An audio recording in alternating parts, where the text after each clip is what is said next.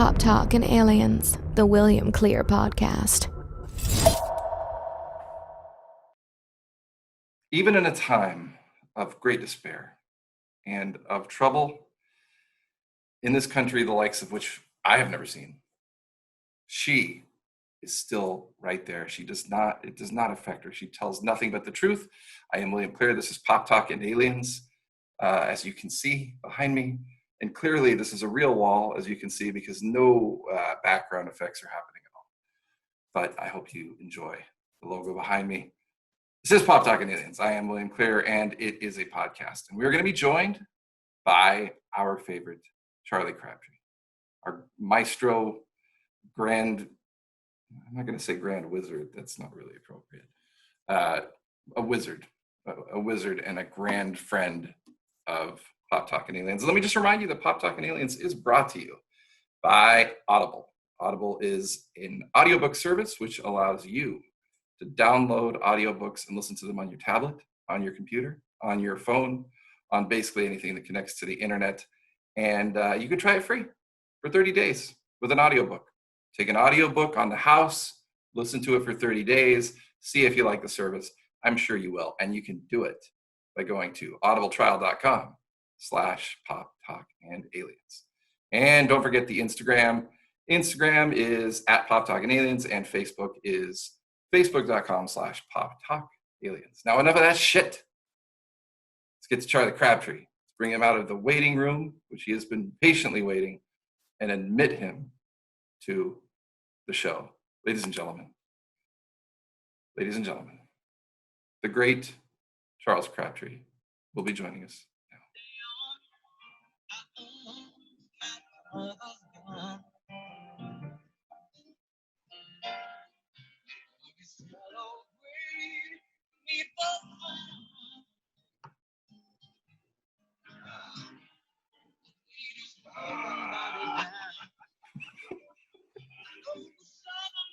All right.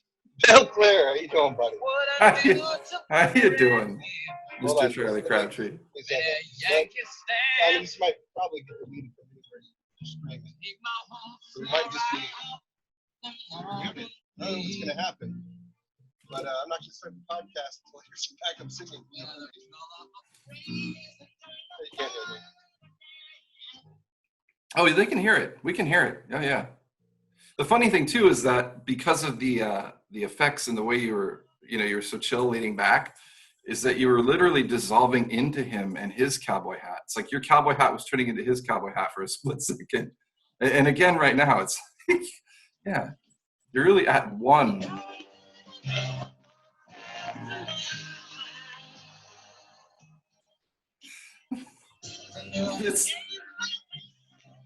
Look at him fading into the cover of the album. He's really just turning into. It's like if you want to leave, people that want to get out of their houses now, you can do that somehow via just collapsing into the cover of Tumbleweed Connection. I want to know where the riverboat sails tonight. You know what I mean? I want to get out of this house. Yeah, it doesn't sail anywhere. I want to get right off of my court. Especially riverboats. I want to get on a boat that just never comes back. Well, they don't now.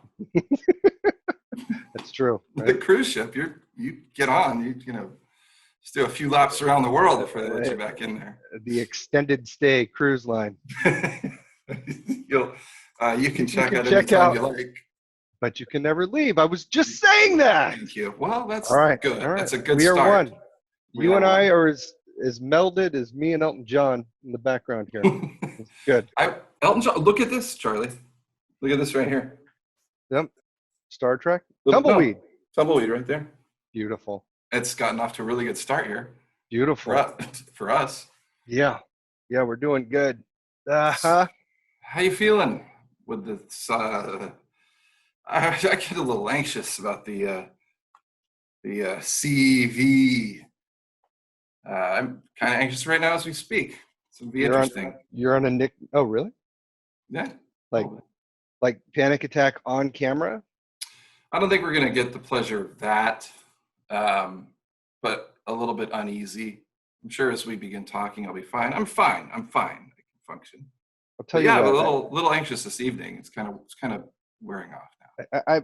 I've gone through it kind of earlier on. I have this thing where anxiety is a motherfucker because when you have it, it seems like you have it all the time and you've always had it, and there's just no escaping it, and it's just overwhelming. And when you don't have it, it's like a faint dream and it doesn't exist. So you start eating shitty, not drinking enough water, staying up bad hours, and then boom, it's back. It is. It's weird. It's tricky. It's No, tricky. it is one of those things that really does trap you into thinking one way or the other. If you have it, it's like my whole life I've just been anxious. All I've done is have anxiety all the time, which isn't true. And then when it goes away, yeah, you're right. It's like, well, that's over. That'll Yeah. never happen. Yeah. You can't even relate to what those feelings were. Yeah. And then, you wake up one morning and it's been sunny 3 days in a row, and then it's like cloudy for the next two, and you're tired and you're not sleeping. You're like, oh, fuck. Well, and that's how it's been here. Can I come in? Can I come in? Come on. Let me in. Let me in. Yeah. Yeah. This whole situation, like, it plays to a lot of my strengths and a lot of my weaknesses. Strengths being, I already work from home. I'm not a needing to get out and see the world type of person at this point in my life. So, the 5 mile radius around me is pretty comfortable, and that's kind of where I stay. I'm a cave dweller type of mentality. So there's that on the plus side, and I'm good with like the stay-at-home thing. I'm fine. Just the bad side is like, when you're needing to get out, I really need to get out, like away from all of that, and not being able to do that kind of sucks. Maybe touch agoraphobic. I don't think I'm like, sweaty palms when I leave my house, but I'm definitely in hyper awareness mode. So now when I have to go out to like actually do some kind of function to survive, it's even that a little more so. A little touch of the AG. Yeah, like I little could see touch. after a little bit, you know what I mean? Like, who's looking at me? Don't walk near me. Like, just like full defensive mode. So I don't know. But yeah, a few days there, definitely had a little touch of the anxiety.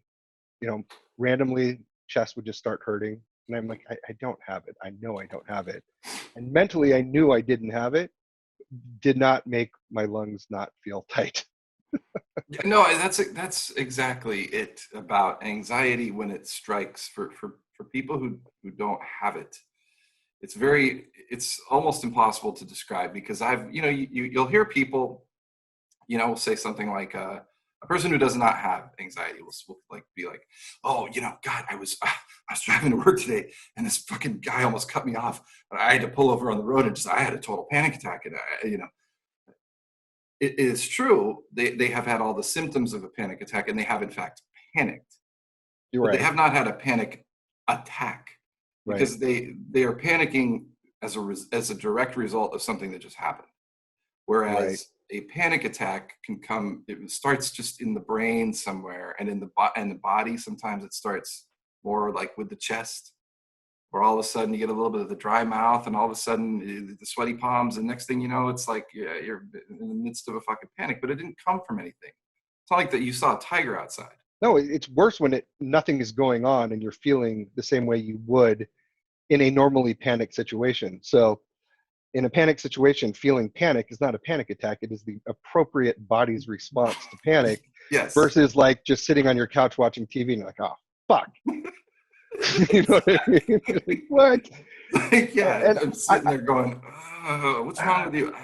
I'm not a full-blown panic attack guy, but I get like the spiral thinking, and like, the worry, and knowing that it is totally not the thing that should be happening at that moment, and I'm not really going to have it. I'm not really going to spiral out of control, and I'm not in a life or death situation, but my body still responds that way a little bit, just from time to time.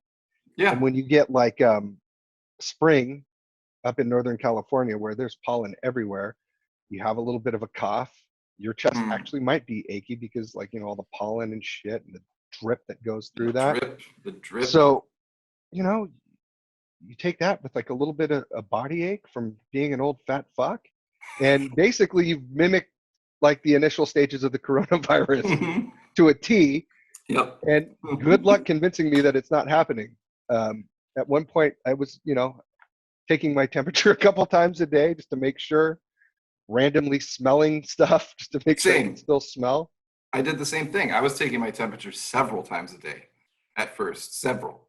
And I have scented candles, and I was using them as like a tool to make sure that I could still smell. I would literally like light the candle and then like, okay, I can smell it here. That's good, but I'm right next to it. So if I go over on this side of the room, am I still catching a little bit? Yeah, okay, yeah, I'm good. I'm good. Sense of smell. I mean, the temperature's been knock on wood, rock steady the whole time. And actually, my thermometer, it always shows my temperature is like 97.2 to 97.8, right, in that range. And I thought, well, maybe is it low? Am I cold all the time? And then I thought, well, maybe the thermometer is like a degree off, but I'll just judge it in relation to itself. So if it goes up to 98, then I'll know that's 99. But it turns out, Charlie, for men of our age, very normal. I have mid 70s, mid 7 point whatever temperature. I usually run cool, so like I'm on the opposite side where I'm usually like 98.4, and then for like on and off for a week, it would get up to 99.5. That's what really started. Like, God, what the fuck? That would have thrown me into an inescapable hole of Yeah, fear. but see, now that little thing is gone. So my hope is I did have it, right, very, very mildly, and it's gone. And that would be the best thing ever, because like now I'm bulletproof. I could go into the world feeling twice as good as I ever have. Right, just licking everything, laughing. right. Just, hey, just sneeze in my face. Come on. High-fiving people. Right. Hey, I mean, and a lot of people don't consider it to be something to really be feared, and maybe, it may have been, there's been a lot of studies, actual studies, not just anecdotal stuff, but they're saying it probably has been here, at least here in California, for longer, much longer I've heard that. We've thought. I'll be honest, I've been not following the news that much. I stopped watching. I stopped watching the press conferences. I stopped watching any sort of news network of any kind. And I will look at the numbers, basically. I'll just kind of see where's the curve right now. And that's it. I just leave it at that. And since then, I have felt better. Like at the moment, I told you I was feeling a little anxious, but it's probably also like the podcast. This is the first time we're doing it this way. Yeah. I haven't felt super anxious since, I think it was last Thursday or so. I don't remember, but I texted you because I was literally having a panic attack, which I don't normally have. I just have the anxiety. But you were actually, I don't think I know you were actually having one, just thought you were feeling panicky. No. I texted you this one night. I was literally, I do this thing called, as you know, but for any of you who suffer from anxiety, try it. It might work. I don't know. I throw myself on the floor and I tap out like I'm being submitted. I just tap out. It's like, you got it. And and it sometimes actually it does work a little bit. And part of it is being on the ground and like you use your other senses, smell things, feel things. It's also hilarious. And it's funny. That's the other thing. It's funny.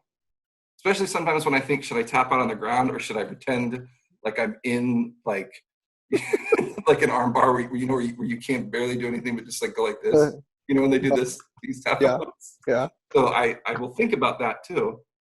Like what kind of tap out, and that also helps too. But yeah, no, that was full blown. But it's been the curve has flattened a lot since that night. So you were very helpful. Yeah, thank you. Unfortunately, like I was on and off having those feelings. I never got that far. But like the weather was weird. Like one day to the next, it was weird. You're worried about a lot of things, probably not sleeping well, probably eating Yeah, shitty food because you're stuck at home. It's not like, yeah. you just add those things up and drink 2 big cups of coffee and you're ready to go. Coffee has become the devil for me. I don't drink it anymore. That's awesome. I drink 1 cup now. I used to fucking drink that shit all day. Just a constant cup of coffee. Constant. There's just always one by me. Yeah. Always. And yeah, you were one of those guys that could drink a cup of coffee and then go to bed. yes. I could drink a cup of coffee, straight cup of coffee. Very weird. Go to bed. I drink it like a cup of coffee after 6 p.m. and like I'm awake till 3 a.m. So that would be the case with me now. I have 1 a.m. I drink it slowly. I let it just, over the course of like an hour. And that's it. Free yourself, dude. Just be done with it altogether. Just drink a lot of water. I'm on the road to recovery from that. Yeah. Being the fact that I can just drink 1 and not have like a freaking caffeine headache and be like knocked out and like jonesing for coffee. Like Nicolas Cage in Leaving Las Vegas. Coffee. Yeah. Remember, we had an idea for a movie where it was a baseball player because they drink a lot of coffee, and Adderall. Mm-hmm. And we had an idea for a movie where there was this Major League Baseball player who got addicted to coffee because it made him throw harder. And like it was just going to be a preview. And then one of the shots was going to be this girl, like his wife, like he's sitting at the table and he's all just disheveled and he looks like shit. And she's behind him and she's like, "You have got to stop drinking so much coffee." And then there's a movie with Will Ferrell where he's like a soccer coach or something he did that where he got like, I remember. Yeah, that happened. He's like a drunk. He's like in Starbucks the ladybugs. The ladybugs, yeah. And he's like in line at Starbucks. Hurry up! He's all, like an alcoholic, but for coffee. It's great. Yeah. But I'm on the road to recovery. I haven't gone to step 2 yet. But I've admitted that I'm powerless over coffee. Okay. My life had become unmanageable. Well, you're down to 1 cup, so you're managing it. Well, yeah, I've admitted it. So I've done step 1, It's a little different with coffee. You don't have to go to a coffee anonymous meeting fresh from coffee. Like, it's interesting at coffee recovery meetings, they serve booze. Damn, dude. You get a picture of like a brick behind you so you could do like a little stand-up spotlight in front of the brick. Right. The brick wall? No. Yeah, Riff, come on. Keep that going. Just see where that takes you. You got your guy who tells, look, when you've been jacked up on coffee for 8 months and you've been in and out of detox for coffee, you need a couple of Guinnesses to get the edge off, just so that you can at least speak at the meeting. And it's a good thing to, I don't know. I've run out. Okay. I have no ending for that bit. But There's a thread. There is much more to be milked from that. There is. Yeah. Okay. So you've been binging the shows, Charlie? Yeah. There's a lot of people. Just to tell you real quick, like you were talking about, my life is not much different either. I didn't work from home. I worked, about 25 minutes away, but I have worked from home, for considerable amounts of time. I had a job where I worked from home for over a year. And so I can do that. And I don't really like to go out much either. I'm just kind of a homebody, I'm good with this. I don't get bored. I never get bored. That's another strength. Yeah. I'm never bored. Got the video games. I got the piano. I got the whole, music making software shit. Got the video games. I got the binge and a show. I don't really, my son is here. We're doing a week on, week off thing right now with his mom. And, so it's like, I don't get bored. So all of that's fine, but it's just, like you said, it's like when I just want to get out. I just want to go to a ball game or see a fucking movie. Yeah. Or to a restaurant or whatever, I went shopping today. I had to get some groceries. And Yeah, it's just are you like, white knuckling through it? No wonder. yeah, I you think haven't that's moved out why. right now. That's why I was anxious. Yeah, I get the rainproof coat, gloves, fucking. I got an N95, the whole deal. And Yeah, just say one more thing until we kind of maybe lighten it up on the coronavirus talk. Although I think we've kept it. Yeah. Haven't gotten too dark about it. Haven't gotten political about it. I'm going to stay out of that. How you feel about it.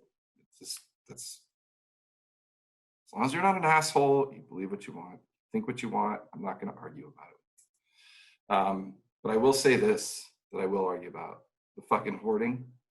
I'm tired of the fucking hoarding. I'm seriously tired of the fucking hoarding. You have enough toilet paper now. It does not need to always be out. right. If you don't have enough toilet paper right now, and if you're still hoarding toilet paper, you clearly have 10 fucking things of that. And Yeah.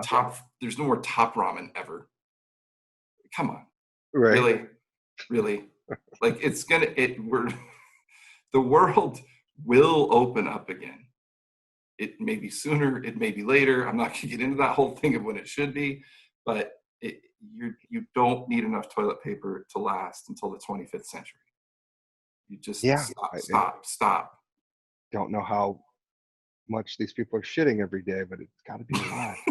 I know. Like, what are you eating that is making you shit that much? Like stockpiles of canned food, I guess. Stockpiles of candy. That would do it. I mean, I guess if you're eating nothing but top ramen, your digestive system is going to be fucked up. That's right. If you're eating hoarder food. Yeah, hoarder food. I even remember that there was a press conference, one of the early on ones when I was still watching that stuff, where Trump and Pence were both saying, "Stop buying so much." I was thinking of the irony of you'd ever hear a president say, "Stop buying so much." Right. That's the time we're living in. You know what I mean? There'll be a Right. documentary. That's another thing. Speaking of binging shows, is that they have all the disaster movies and end of the world times stuff on Netflix now. You're living it. I don't get it. A documentary about the fucking Spanish flu. I don't get it at all. Does not make sense. Like, watch anything. You can just turn on the news. You don't need to stream anything, right? You don't need to watch anything. I think I can hear my voice coming out of your computer. You should turn your computer down.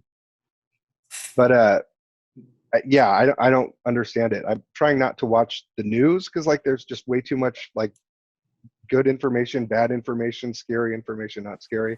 Why would you watch other disaster movies that basically cover the same thing? Doesn't make any sense. So no, we are in the middle. Does that sound better now? I think so. Yeah. We're in the middle of literally what will be the subject of so many innumerable documentaries will be made about what's happening right now. Yeah. To watch it to live it is to watch it. So why watch other? All right. Shit about More something? strengths I've thought of since we started talking about strengths and weaknesses during something like this. One, watch a lot of zombie stuff already. Walking Dead already. Any of the movies, just about all of them. So you feel like you've already had a tutorial on, what can and might be happening, and it makes me feel just a little bit more prepared, just in case the shit goes down. Right. I think another strength. I already have shitty eating habits. I'm fat already, so I'm not going to gain the COVID-15. I'm Is that already what they at my I'm already fat enough from my eating habits. If anything, I maybe lost weight. So that's a strength, I think. One of the bad things is I already stream and watch and have consumed all of that stuff like a maniac. So there's not some great backlog that I can dive into either, because you're asking if I'm binge watching a bunch of stuff, but at no different rate than I normally do. It's not like I have thousands of hours of all these shows I've been meaning to watch. We're friends, so clearly both of us are hyper into shows and pop talking aliens type of subjects. So there's really nothing to get to. Well, and you don't have, and like me, we're lucky enough to still be employed and everything. So it's not like we're sitting around 24 hours a day with nothing to do. Like we're still working until 6 o'clock or whatever. And then, Yeah. you have two kids, young ones. I have a 15-year-old who's here, half the time. And so, yeah, it's not, other than like not being able to go out, I'm not sitting around with all this time on my hands. Yeah, I think the only things I'm watching right now are Ozarks. I finished that. I binged the hell out of it. That's super good. I got to watch that. Better Call Saul, but that's on normal TV and that comes out all the time. That's the best goddamn show on television. No one talks about that. I feel like people are missing out on that one. It's like one of my favorite shows ever. I feel like a lot of people watch it, but it's just one of those shows that for some reason isn't like a conversation piece. I don't know why. I guess because what's it called before that already was, and it's in that same universe. Yeah. Why am I not thinking of the name of that? Breaking Bad. I think this might be better. It is. You know what it is, Charlie? It is the Frasier of drama series. Like that makes sense to me. You know what I mean? Like Frasier was the most successful spinoff ever in comedy. It became its own thing, and I guess that's a good point. That's a good point. To me, Better Call Saul is like that. Like it's become its own thing.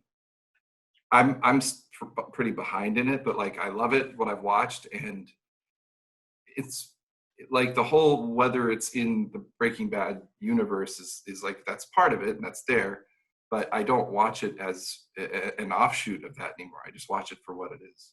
Yeah, I trying to think of like just anything on normal TV. I unfortunately or fortunately was still watching Walking Dead, Better Call Saul, and maybe Westworld, and I think those are the only three. I think that's it. So Walking Dead, since we're in an apocalypse, and we both I think come from the same place where we have hung in with Walking Dead through thick and thin, for better or for worse, till death do us part. Yeah. Even though it's had some fucking rough patches. The friend from high school that you've really grown apart, but you keep in touch on Facebook. Right. You still talk to from time to time. That type of relationship. It's never going to be what it was in its heyday, but like you got to see it through, right? Right. It's just the company or the Facebook conversations you have with that person are just interesting enough to say, we've come this far.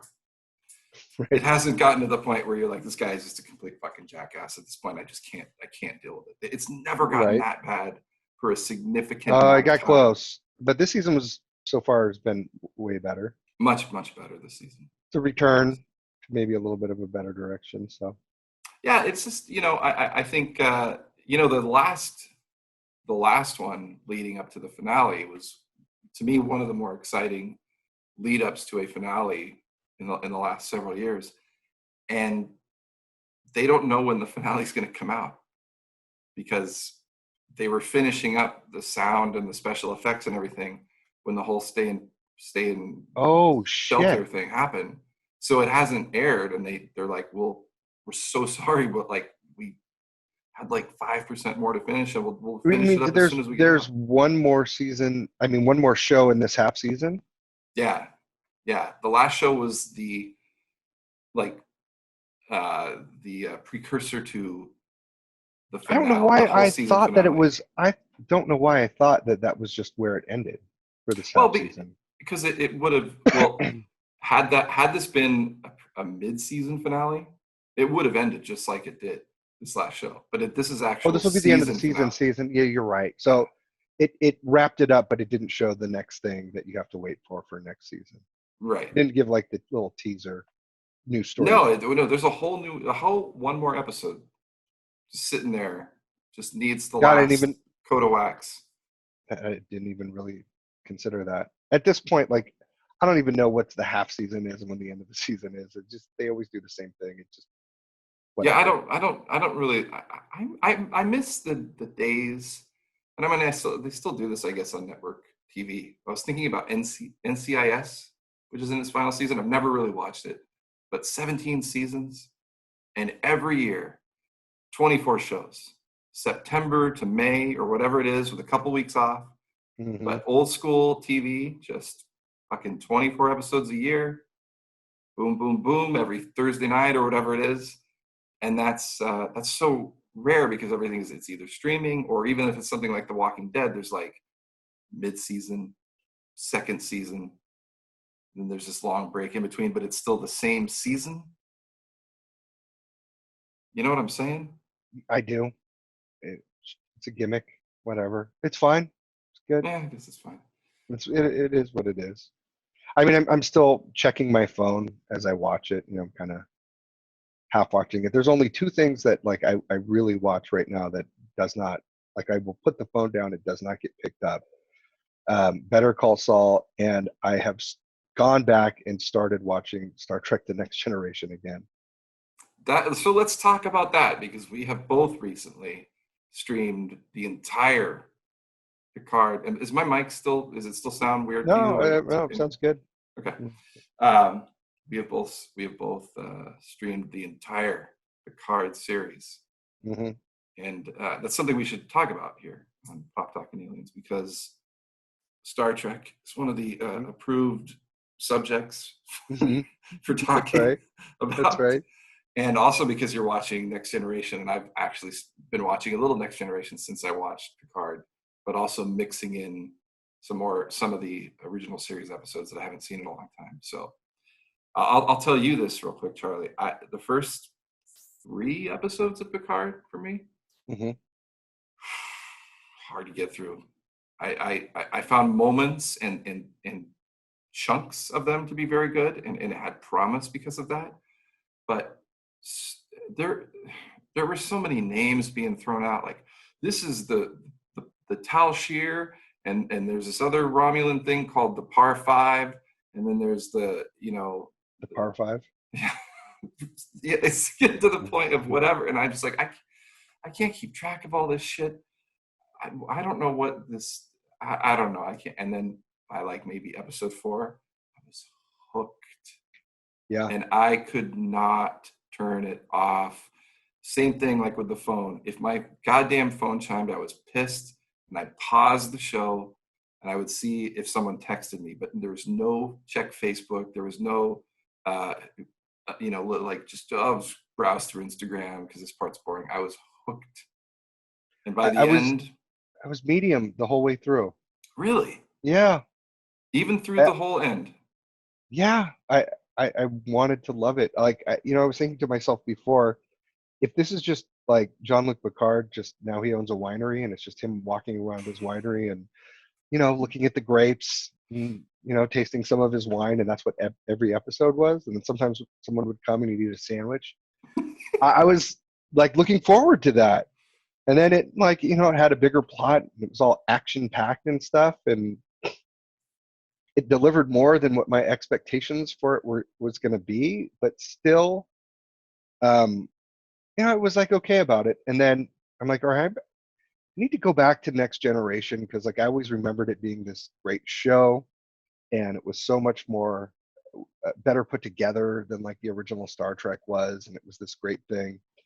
Maybe I had convinced myself that was good, and it was just of that time, and I'm going to go back and watch it, and it's not that great. And that I am riveted by.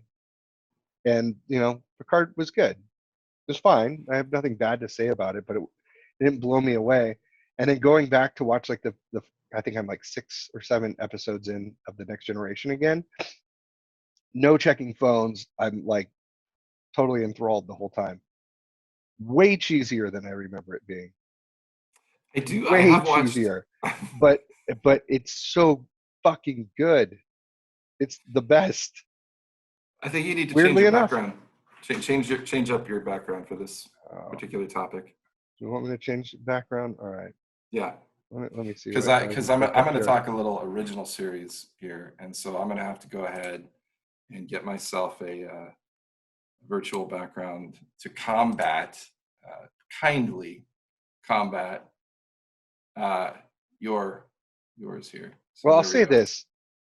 There's something about Jean-Luc Picard that is just soothing as fuck. Yeah, there's something about him Like no matter what's happening, it's like a warm blanket, you know? Well, Just even in the Picard show, I mean, when he like was saying to the girl, it was like in the first or second episode, he like, it's like, you're part of my friend Data, and that makes you very special to me. And like the way I was like, oh God, I just like, I'm gonna put that on a loop and just fall asleep to it. just him That's telling just you over and over again you're a special person. special. But his acting, he's so good. And then he can get, when he gets pissed off and everything, it's like, he's just such a good actor. The range of that guy, while still maintaining this calm, centered, you know, thoughtful person, that he can, when he wants to get pissed, he gets fucking pissed. And he wants to Yes. tell you how special you are to him. Yes. Pretender, he's got that. Regardless of what it is, it's just, I don't know. Like his favorite drink is Earl Grey hot. And like, it's like he's like drinking a cup of tea. He's like the He human is. embodiment of Earl Grey tea. And when you watch him and you're around him, even if he's screaming at you or screaming at someone near you, or he's saying kind words, he's just, I think you've said this before, he's just so dignified that He is. He's so dignified. it's just, there's something very comforting about it. And I love it. And, you know, the Picard series looks good. It looks better than any Star Trek anything has looked. I looked it up. Their budget was like 9 million episodes. They're in That's what I'm saying. Mandalorian It looked territory. It looked great. fantastic. Yeah. It looked fantastic. There's great special effects. You know, the cameos that came in were super good, and they were on point. They weren't just totally side episode feeling, so that they could shoehorn in like an appearance from William Riker or something like that. They felt nice, you know. Like I thought all of that stuff, they stuck the landing. I just don't know why I wasn't like totally enthralled by it. And then went back to watch The Next Generation, which, like you can tell by this picture behind me, that is clearly made in the 90s. Right. The people in space wearing spacesuits, and there isn't any 90s anything on them. You can tell that that's like late 80s, early 90s. Yep. Just tell. You know, It's late 80s in this case, because there's time. but yeah, it spanned the turn of the decade. You know, there's the guy who directed Star Trek 2, wrote 4, and directed 6, Nicholas Meyer. Yeah. The even numbered guy, you know, the one everybody loves from the original movies. He said on a commentary that I heard one time that if you watch like 4 movies that were filmed in 4 different decades, but they all take place in one period, you will always be able to roughly pick out when the movie was made, even though they're all the 1950s. Like you can be like, this is the 50s, but it was made in the 80s. It's the 50s, but this was probably made like in the 90s or 2000s. Well, yeah, but some of that's cheating because like film quality will do that. What he was saying, that's the whole thing, is that part of it's film quality, part of it is little idiosyncrasies, hairdos or things that creep in. And his example is that there's a scene in Star Trek 2 where Kirk's son has his sweater like wrapped around his shoulders. And he was like, that's not something I thought about at the time. That was just something that was 80s and everyone did. He's like, but when I look at it now, it's just such a dead giveaway that this movie was made in the 80s. Like, no one would.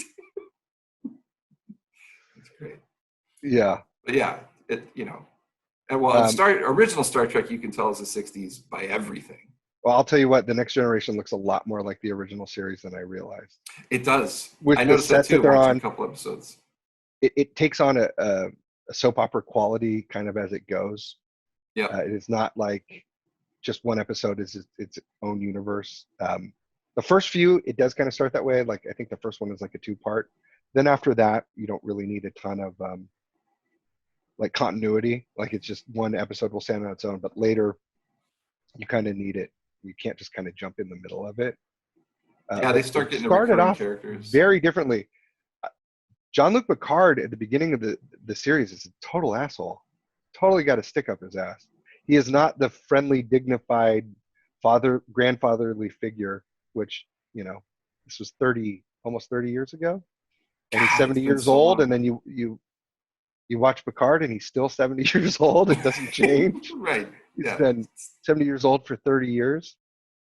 But yeah, the character arcs are still happening. They're still kind of figuring out who the character is. And Jean-Luc Picard has not turned into Jean-Luc Picard yet. It's kind of interesting. Well, he's also being fucked with in that first couple episodes by Q the whole time. Yeah. He's got he's like this devil on his shoulder all the time. And people are trying to like do business, and he's like, yes, but we gotta do this. And please, this fucking weirdo that like is testing humanity, which that is, by the way, that is one of Roddenberry's favorite things ever. It's only that so far. That's all there's been. He puts them in a Kobayashi Maru situation every single episode so far. That's all there is to it. The original series is rife with that. It constantly, there's an alien who comes, invades the ship, or it just happens all the time. But somehow every other episode, Kirk punches somebody for some reason, or he gets in a fight, even if it's an episode that's kind of like that. There'll still be a fist fight, or he'll have a girl that he falls in love with, or that falls in love with him. Actually, last night I was watching one. I watched an original episode, and it made me think. For the most part of the original series, 79 episodes, you can watch almost any one of those in any order, and it won't matter. Mm-hmm. But there are maybe like 6 or 7 that are kind of predicated on other episodes. And so I was watching this one that I haven't seen in years because it's from season 3 when they had no budget left. And in the original series, they have an episode where they first meet the Romulans, which is one of the best episodes. It's a cat and mouse space battle the whole time. But then there's another one where they go into Romulan Kirk pretends that he's having a nervous breakdown, right? and Spock knows. Spock's the only one else who knows, and he plays along, and he's just being an asshole to everybody. That's great, Chekhov. Yes, thank you for bringing that. Yes, I do. Good job bringing that every day. Is that your job? Get off the bridge. He's just like freaking out, right? And so he tells them that they have to go into Romulan space, pass the neutral zone, break all the treaties, do all that stuff, and then the Romulans capture him, and he's playing this whole thing, and he's doing it up like Shatner on 11, because Spock is pretending to be like the guy who sympathizes with the Romulans because he's a Vulcan, and he's like, I don't know, the captain's lost his mind, so you should take him away, take him to the brig, and he's like, oh, kill you, Spock.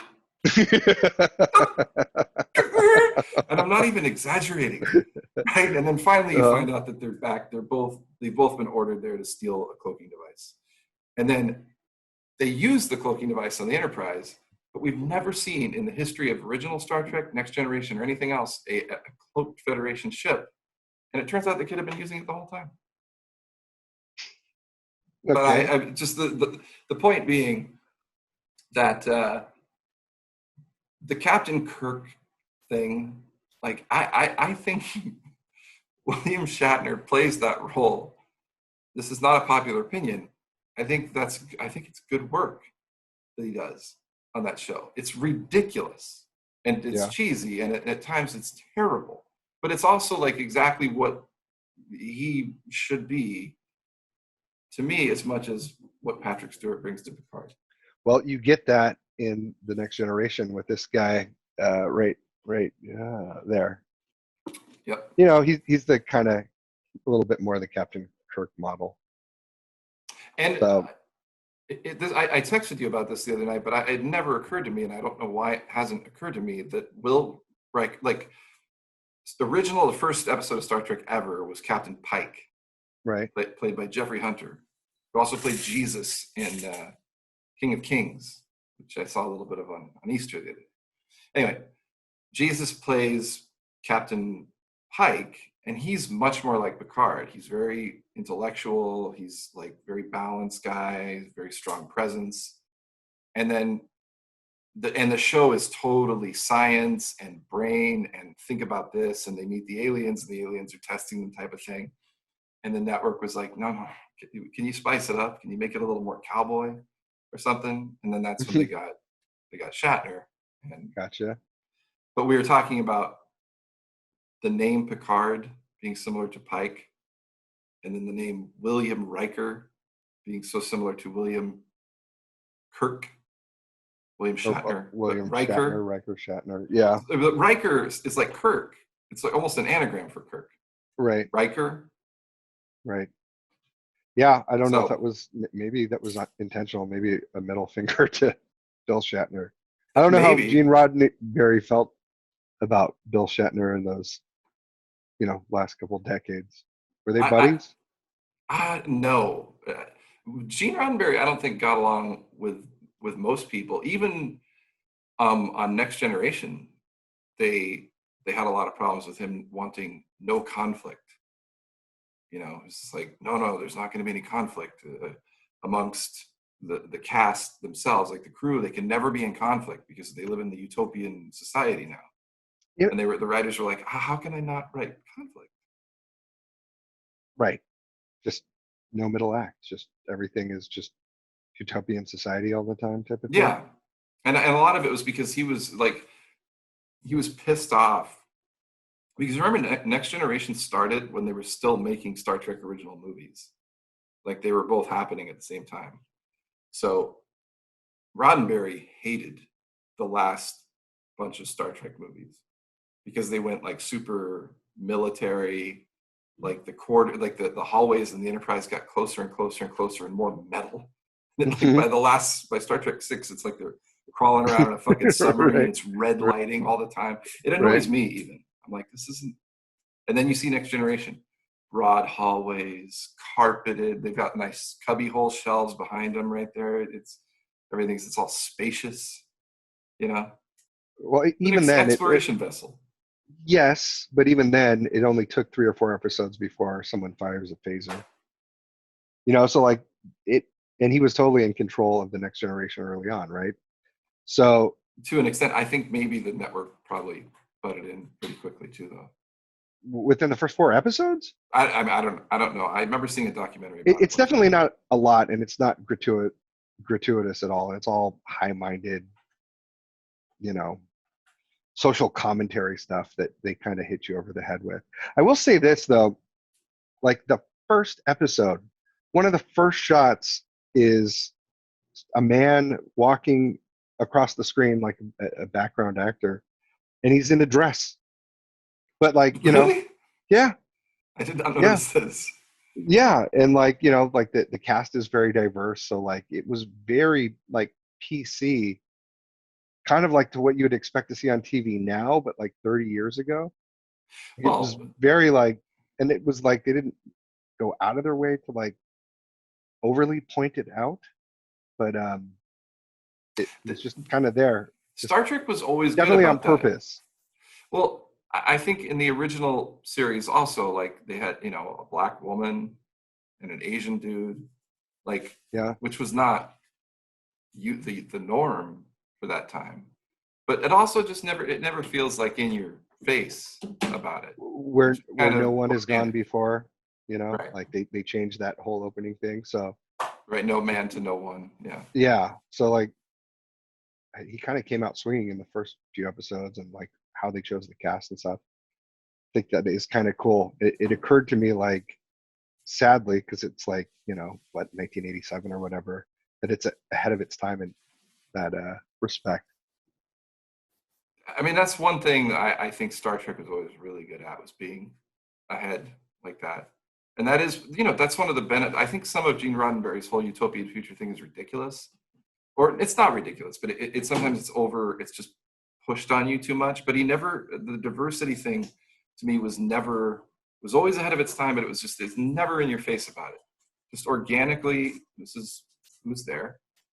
And, You know what? Something else has just occurred to me from doing this right now is you're wearing a Star Wars shirt. Do you remember, like, back in the day? Last Jedi too, very controversial. Well, I would say like 90%, because there's definitely some people that like both, but it was almost like Beatles versus Stones with Star Trek versus Star Wars. Remember, time, like you were really in one camp or the other, and you would argue, and I was definitely on the Star Wars side, would definitely be arguing that Star Wars was better with like people that like Star Trek. Yeah, I Like, remember. you weren't allowed to like both back then. Now, No, there like was a everyone likes time. both, and it's fine. I think especially during that period of time, like the Next Generation and everything, like when Star Wars was not, like perpetually in the media all the time, like it is now, and it's settled in a little bit. I think at that point too, that's where people really planted their flag. I remember going to see a Star Trek movie with a guy who hated Star Wars, and I brought like a lightsaber with me, Hmm. like he would bring to a Star Wars premiere, and it Uh-huh. really pissed him off. Like it really, it really annoyed him, like solid annoyance. At this, oh, Jesus, dude. Like, do you like Star Trek? I fucking love Star Trek. So you got to be a dick about the Star Wars. I'm like, I love them both. What do you All want right, from but me? you I got to can't pick. All right, which one do you pick? If Well, you Star had to Wars for pick. sure, for sure. Okay. Star Wars. Yeah. Okay. It's not even it's not Beatles even or a thing. Stones? Yeah. Yeah, it's Beatles. Yeah. Yeah, I love the Stones, but it's Beatles and it's Star Wars. No questions asked. But Yeah. I love Star Trek. Yeah. All right. Fair enough. But you think the Next Generation vastly superior to the original, Vastly superior. even to the Way better. even to the original movies, like Wrath of Khan. I mean, Wrath of Khan is fucking awesome. For It's just really a good movie. But like the Next Generation, like they just go so many more places. It's way deeper characters and character development. They also had a lot more time, so like it's not completely fair. It's definitely way more ensemble cast feeling versus just Kirk in the center of everything, waving his dick around all the time. So I just I think the concepts are better. I think like when you get into when they do get, because like the Next Generation, they definitely get into wartime stuff and like what bad guy is better than the Borg in That's any true. like other Star Trek universe? Like, Which that's why I thought you'd be more fired up about Picard. I thought they used the Borg so well. Spoilers, by the way. They used yeah, it in Seven of Nine and all the. I I thought know. that plot was so good. I did too. Everything on paper, if they said, if you told me like before it came out, these are all the things that are going to happen, these are the people they're going to bring back, and these are the things they're going to do, I'd be like, I can't wait. I'm so excited. And it was just really ho hum about it. Maybe I just watched it at a bad time. Maybe I don't know. I loved it so much. Maybe I should go back. Maybe I should go back. But I think maybe you should. To me, I might watch it again. I loved it so much, and I couldn't stop watching it. That, as I've talked about before, especially Battlestar Galactica is always my example that I give when we've talked about this before. I was depressed when it was over. Like I wow. immediately started watching Next Generation because Let I me was tell like, you something, though. I can't just go away from this. You know how we talk about the Star Wars movies and like the new Star Wars movies, just everyone's in such a goddamn rush. Like they're here, then they're there, and then this happens, and this Right. explodes in your face, and then this thing has to happen, and it feels really forced. Picard versus like the Next Generation feels like Next Generation. It's like you're just kind of sitting on like you're just sitting on the control deck or whatever. It's sitting in the main cabin, just kind of hanging out for minutes at a time. And I love that about it. there's so much like great pacing to it, where like it's hard to keep up in Picard. Like you said, like there's all these names and these people are doing this, and there's a secret agenda here, there's a real agenda here. It's just like a mile a minute. Maybe that's just like it's modern television and the way people like consume and watch TV these days. They're used to it. If they tried to do like the pacing of the Next Generation, it would just be way too slow and people would get past the first fucking episode. That's possible. So it has that kind of rushed feeling. There's so much shit going on that you just never get a time to really sink into the moment, where the Next Generation is like amazing at that. And within the first episode, I was really just watching it just to kind of gut check. Honest to God, like I was not planning that I was gonna like watch the thing until the end. But like after watching the first episode, part 1 and 2, I'm like, dude, I'm going through this whole fucking thing. Now I might lose steam at some point, but it totally grabbed me and pulled me back in. That's awesome. Like, the fact that it can do that.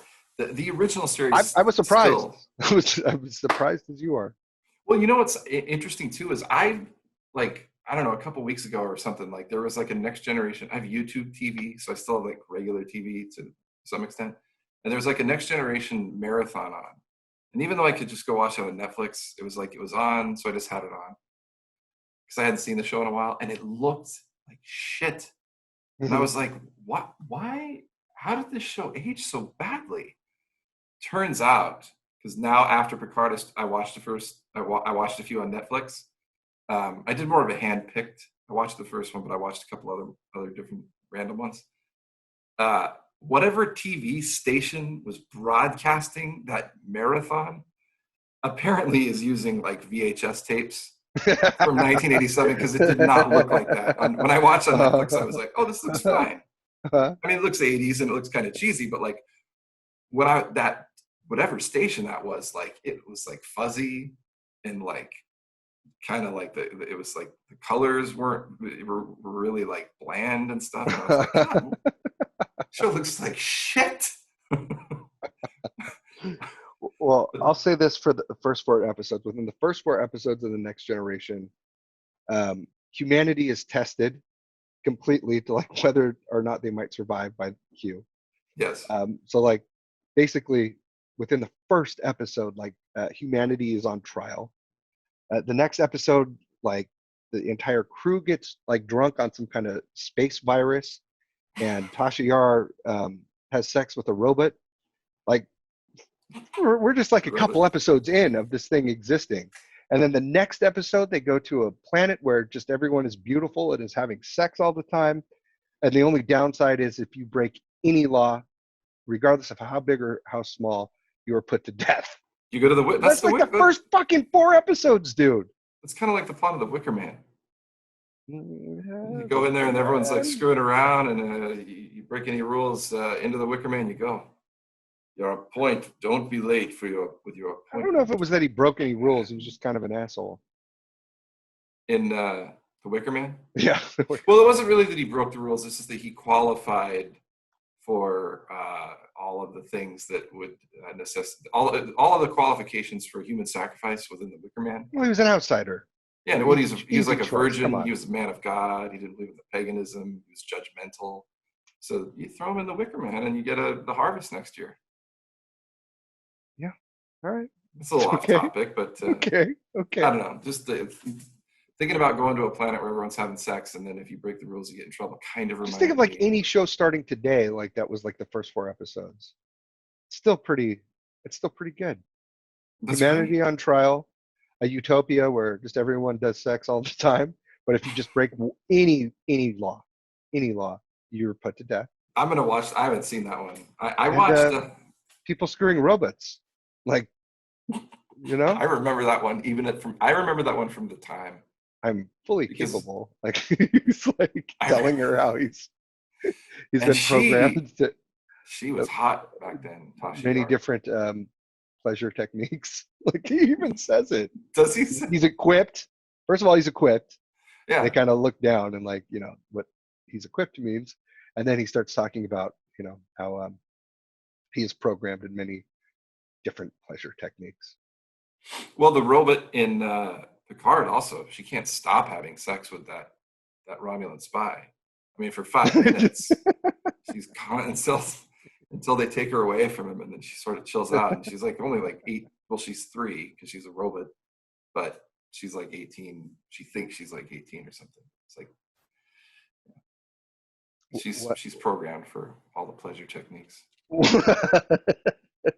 One of the lines that had stood out, and I texted this to you, but Data and I almost said Shatner, Jean-Luc Picard are talking because they're going to put Wesley Crusher to death. But if they don't let him put him to death, there's like this god overseeing this planet that might like destroy the entire Enterprise and everyone on it.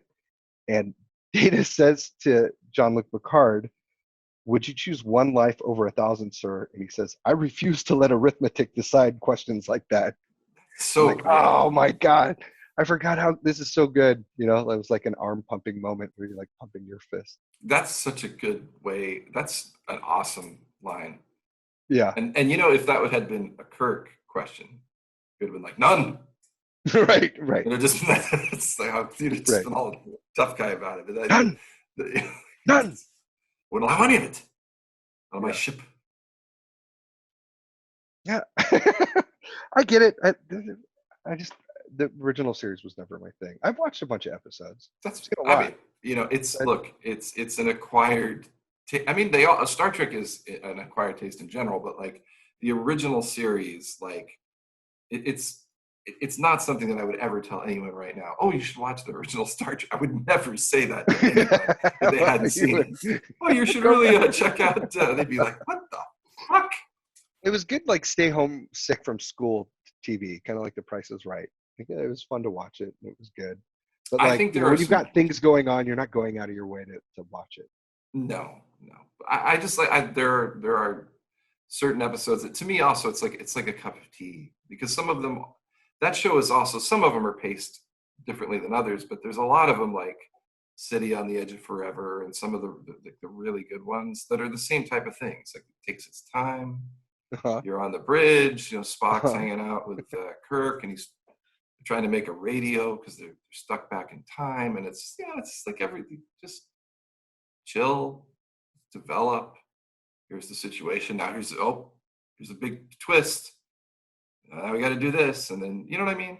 Just very well paced. Those some of them are just, what the fuck is this? There is some good episodes. You know what? I probably haven't watched. I'm probably being unfair to it a little bit. Well, visually it's hard, with the special effects and the sets and stuff sometimes. Although the version they have on Netflix is all of the exterior shots of the Enterprise and everything have been redone. Like they're CG now, but it still looks kind of cheesy. But it's like it looks 10,000 times better than the originals.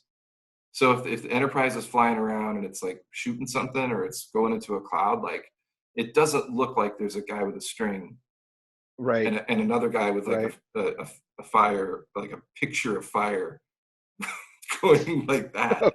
So it's actually, it's a little bit. It actually looks much more. It's much more It makes everything. All the original series is on. All the original series is on Netflix. Mm-hmm. Not CBS, because everything else is on CBS. It's also on CBS. I think Next Generation is on Netflix too. I think. Is it really? Yeah. I'm watching it on the free CBS app. Yeah, no, I know original series is for sure. I think original series is also on Amazon, but on Amazon, you know what? Don't they do the thing? So don't they do the thing? Because I think they do this like with Friends and other shows, or like Seinfeld. They don't give you every single episode. Certain episodes and seasons will be left out for whatever reason. I don't know. I've never figured out if that's so you'll buy the DVDs, or because only the home production company can really have all of them. But if you notice, like what you can stream on a lot of streaming things, it's not complete seasons. And like for something like Seinfeld, you can't really fucking tell or Friends, from one to the next. It's not that big of a deal. But like for something like, and maybe even original Star Trek, but like for something like The Next Generation, like missing a whole episode could be more of a big deal. Yeah, I don't know. I mean, I've heard of that happening. I don't know if that's the case with the Star Treks. With the original series, it'd be hard to tell, because again, like there's only every once in a while does one episode depend on another. Or I know you have all the DVDs now. And why are you streaming it? You have don't you have it all on DVD, or did you quit it VHS or Laserdisc? No, I had the fucking Star Trek original series was so goddamn expensive on DVD. And I'm talking about DVD. Right. It came in this gigantic, per season, dude. It came in this gigantic, like fucking looked like a McDonald's Happy Meal thing. It was like this rounded yellow shape. Plastic didn't fit anywhere. So it was like if you didn't place it on a mantle, then you had to put it behind something because it was so big. And then you opened it up and like all the DVDs were all like fucking folded like some sort of weird accordion. Uh-huh. And there was like 2 episodes on a DVD. There'd be like 2 episodes and then like all these special features. So it's like, there wasn't even a play all. It's like you had to, well, I'm going to watch episode 1. I'm going to watch episode 2. I'm going to skip the special features. I'm going to take it out of the thing and put it up this way so that I can twist and remove the second disc and put that in and watch episode 3 only. And I mean, it was so bad that I stopped. Bill, tell me this. Sorry, that was a long rant, but No, it's good, and it made me think of other topics other things that we've brought up before. Between Star Trek, the original series, especially, The Grateful Dead, and Kiss, can you name anything that has milked their fans for more money? Wow. In general, like they will literally put a steal your face on anything. You can buy a Kiss coffin. Like to get like the back series of Star Trek, just a single episode. I remember, you're right. It was like $150 or something crazy like that. It was crazy. Even back then. So name anything that has milked their fan base for more. Star Wars is the only thing. Yeah, kind of, but like more so like you could still get the movies for like a reasonable price. And if you wanted to buy like a Boba Fett backpack, like they'll market it and it's on like, boxes of fucking Campbell's soup and they'll advertise the shit out of it in weird places. But I mean, to like actually just get to the normal content. Oh, you're right. Yeah, that's more just like the brand, like not just the branding, but like I guess branding too. I guess no, but you're right. Like who's milked their fan base more? Like at one point, George Lucas was worth like $1 billion, and the movies had made $1 billion off of 3 fucking movies. So the action figures, the toys, I guess all of that kind of plays into it.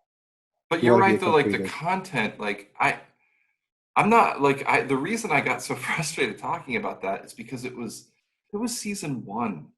And there were 3 seasons, and it literally did cost like $60 or something like that. And it was like unwatchable. It was like 7 discs. Like, it was this big, fucking gigantic thing. And it's like, so I got to buy 2 more of these huge pods full of DVDs.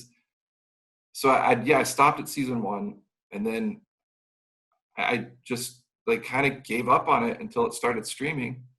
Right. I had all the movies. I remember they released this nice VHS disc set of Star Trek 1 to 6, and like each VHS had a piece of the Enterprise. And so if you put it in the right way, you had the Enterprise. It was like this thing back here, but if it was like, it always blows my mind that it's only 3 seasons. Yeah, and season 3 is. It was years before there was anything else, and like all of that money generated and totally milking the fans off of 3 seasons of just really cheesy television. I get it. There was some high-minded stuff and it was good and it was ahead of its time. I get it. But like all of that for like 3 lousy seasons. It's amazing. Yeah, well, you know what I kind of think it's comparable to in a way is the original 3 Star Wars movies. There were 3 movies. Right. That people lost their mind for more than 2 decades before they released 7.5 hours, right, at the end of the day. Yeah, exactly. 7.5 hours of movies that just kept growing and growing for all this time. And Star Trek, 7.5, 4.5. God, those original movies were only like an hour and a half each, right? They weren't like. Oh, they were like 2 hours. But I'd say 6 tops. 6. Yeah. But the original series, I think there was also sort of a.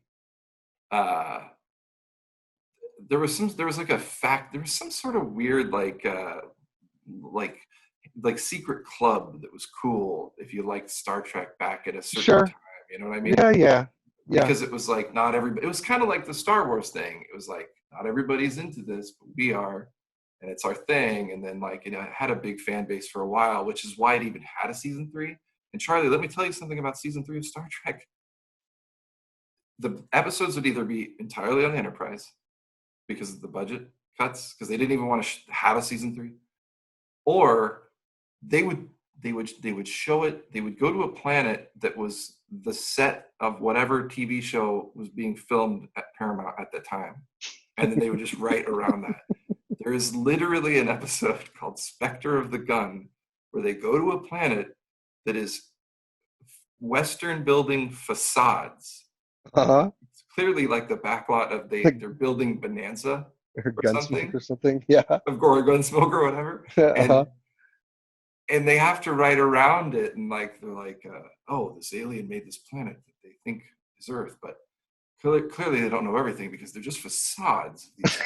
They worked it into the script. Except for the saloon set, which is complete. So like the whole episode takes place in the fucking saloon, like the Gunsmoke saloon. But it's a Star Trek episode, and it's another one of those testing humanity ones. The alien places them in the OK Corral, and they have to refuse to shoot Wyatt Earp. And if they do that, then they prove their mettle, and they get to go back to the Enterprise. Because they don't shoot. Because they don't shoot Wyatt Earp. Yeah, where's all the people that are like self-proclaimed nerds like now? Like where were they then? They were not Star Trek fans. No, They definitely weren't. No. Just like the Star Wars thing, like you know, where were you guys, the fucking all opinionated and you know everything about Star Wars? Where were you? Where were you when you and I were in your garage and your dad said, Charlie, you gotta stay here and help finish this, and you bust out with, but I was gonna go to Tashi Station and pick up some power converters.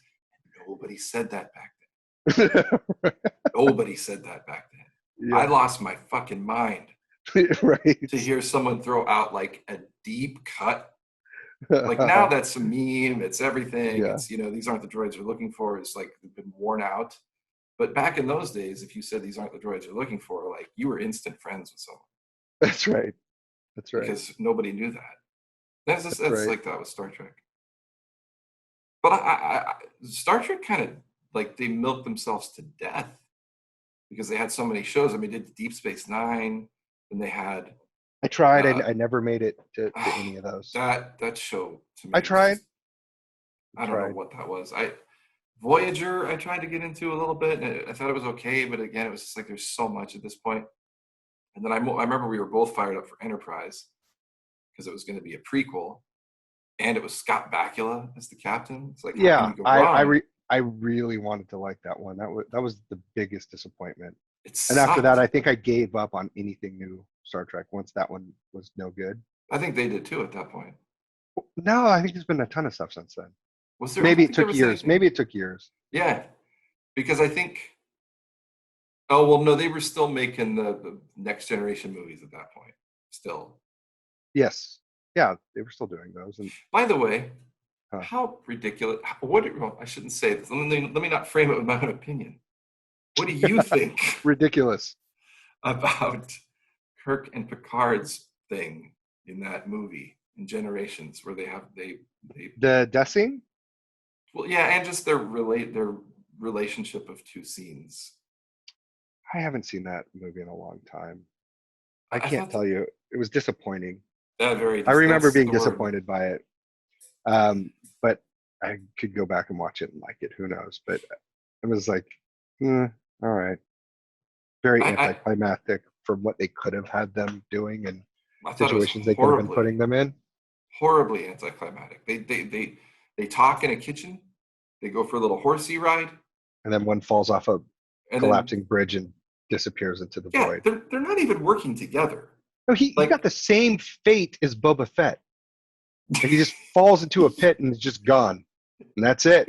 And that's how like you get rid of like, as much as I'm not like a mega fan of like the original series, like I did watch all the movies. I did like them. Kirk deserves a better fucking ending than that. That was awful. It was terrible. It was fell off a fucking exploding bridge. Yeah, he just fell. Wasn't that what happened? Bridge. And then yes, and then he fell on the ground, and then he died. And it was the most fucking bullshit. And then Picard just buries him on that planet because, like, what's he gonna do? I don't know. Captain Kirk popped up out of nowhere. What am I supposed to do with his body? He's been dead already. It's funny because Kirk dies twice in that movie. He doesn't die, but in the beginning, when he gets pulled out of his own time, so that he could be dumped into Picard's time, he's like sacrificing himself to save the new Enterprise. And he's like, tells the captain, he goes, and it's Cameron from Ferris Bueller. He's like, you stay in the captain's chair. That's right. He goes down to the thing and he makes a torpedo all by himself. And he's like, let's go. And he's in his uniform. And then he gets blown out of space. And I'm like, that's a Captain Kirk death. Right. He's building his own torpedo. He's like, you take over the ship. This is your ship. It's my time to, it's your And he time said to he go. always has known he would die alone. So like in a torpedo by himself, hurling through space to blow that. On a the great Enterprise fucking- too. yeah. Coming from the, yes, that is exactly, you're right. He said, I'd always know I'd die alone, not with the captain of the. That was the Enterprise camping later. scene at Yosemite where he Yep. says that. That's really good. That's a deep cut too, right there. Yeah. Because that's Star Trek V, Charlie. Yeah. All right, there you go. Nobody, the fact that you can pull something they're from Star they're Trek wearing V, space turtlenecks the whole time and stuff. I Yeah. totally remember that. Yeah. I again, I don't hate them. Like, I think the movies were definitely better than the show. For sure. I should go back and watch the show. Maybe. No, I think you have a very fair take on it. I think it's very fair. I think Bill.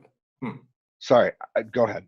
No, I was just going to say, I don't like, I have nothing against Next Generation. I prefer original, but I think that there's a lot of things that the Next Generation does much better that I always wish the other one would have done more of, like ensemble cast and stuff like that. Because when there's episodes in the original where they do throw in a little check off or have, Sulu gets to do something. I mean, that's why the entire rest of the cast hates him. So, because he would supposedly allow it, right? Yeah, no, he would supposedly, cut their lines and say, "Oh, Chekhov doesn't need to say that." It I'll would say have it. been better. Yeah. Right. Yeah. Where I was going. Oh, we were at a convention or something. I have to have you verify if this is real life or for some reason something I imagine, and I doubt it because it's too weird to just have come up with on my own. But it was like a Comic-Con, but it was before Comic-Con, but it was something like that. It was some kind of event like that was indoors where you buy merchandise and memorabilia. Maybe it was one of the alien things we went to. But anyways, I remember being at a booth for a good half an hour with someone trying to talk us into spending money so that we could send our note with Gene Roddenberry's ashes that were going to be shot into space. And if you paid enough money, you could add a note that would be shot into space. Bill? With Gene Roddenberry's dead. With Gene, ashes. yeah. And I don't know if it was some weird version of a Kickstarter before there were Kickstarters because they were trying to raise money to be able to shoot him into space, which fucking hitting up people for a couple $100 at some event, I don't think is going to make enough money to shoot a rocket ship into space just for his ashes. But that was a thing, right? That did happen, and we almost bought into it. I'm 90% sure that was a thing.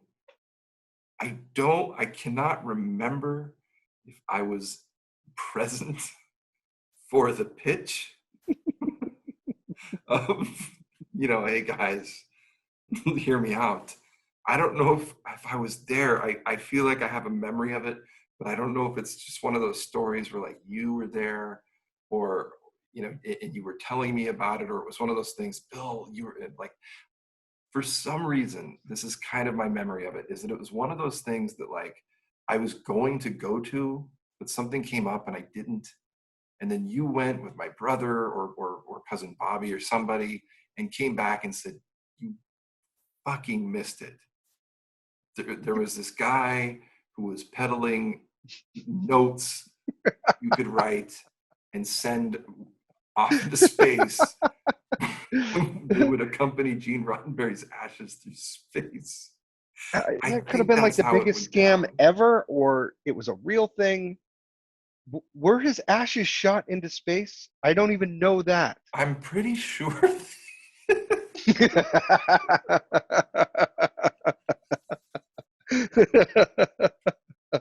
I never went back and looked to see, and I don't even know why I remember that. But is Gene Roddenberry's either dead body or ashes circling the planet, the gravitational pull, or they shot into deep space where they would get away and it was just they were just going to keep going until they blew up into the sun or something? See if I can find this here. Gene Roddenberry the ashes and just see if they were. They're still fucking advertising it.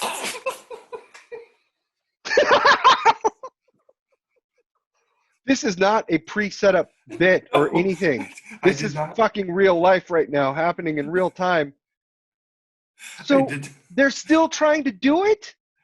I did not. No, that was fucking 25 years ago, dude. That same guy is collecting money from people?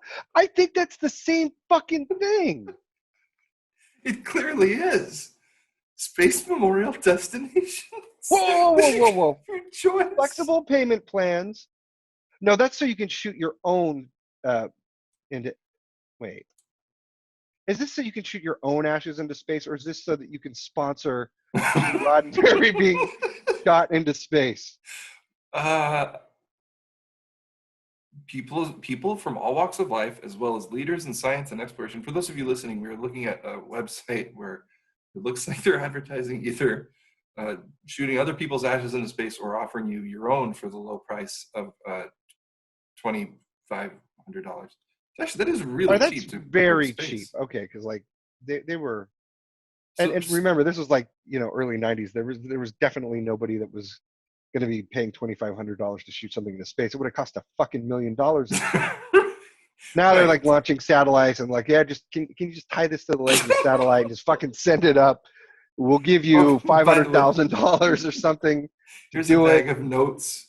Here's some hand scribbled notes we've put on microfiche. you can just duct tape it to the inner leg, and it's got like 10,000 different people signing this thing. And oh my God. The fact that I didn't do it, Bill, it still haunts me to this day. Why did I not say yes to that? That was my only chance at true immortality. Because it was probably a lot of money too, but it would have been immortality. It was probably like $200. They were talking to me, and I was like, I don't know how old I was, 19, 20 or something. I don't remember. But what year did he die? It would have been a couple of years after that. It was, well, let me just, before I get to Roddenberry, let me just real quick, some of the satisfied customers of How are they satisfied? They're dead. They don't know. That's what I'm saying. James Scotty got shot into space. Up there. Gene and his wife got shot into space. So I wonder if that's what. So this company was obviously who you were talking to. All right, you're right. Absolutely. And imagine this: they only charge you $2,400 to do this, like to send your ashes into space of a loved one. But they were charging people like a couple $100 to just add a note to that. So like the whole note section, they were going to make way more money than just even shooting them into space to begin with. Right. But Bill, like anything I do, I'm in a band, and who knows how like long like the lifespan of people listening to that is. I have children, and I've written things and I've done things, but nothing will have tasted upon true immortality like a handwritten note that I could have written to Gene Roddenberry that would be circling the planet forever. And I fucking missed that for a couple $100 because I probably wanted to buy weed with it or something or go to a concert. Right. It's a missed opportunity. I can't believe that is real. Well, and that they are listed in the commercial as satisfied customers. Got shot into space together, and I could have been a part of that.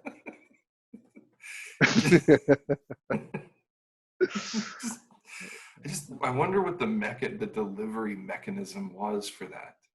Like, was it just a small little space vase? Like, was it shaped like the Enterprise with the notes like stuffed? Like his ashes were in like the main part, and then the notes were stuck up in these the warp nacelle things. I don't know. I didn't buy in, and I should have. And I would be able to answer it because then I would have followed it. I would have paid attention to it. You might have had a picture of it circling, space or something.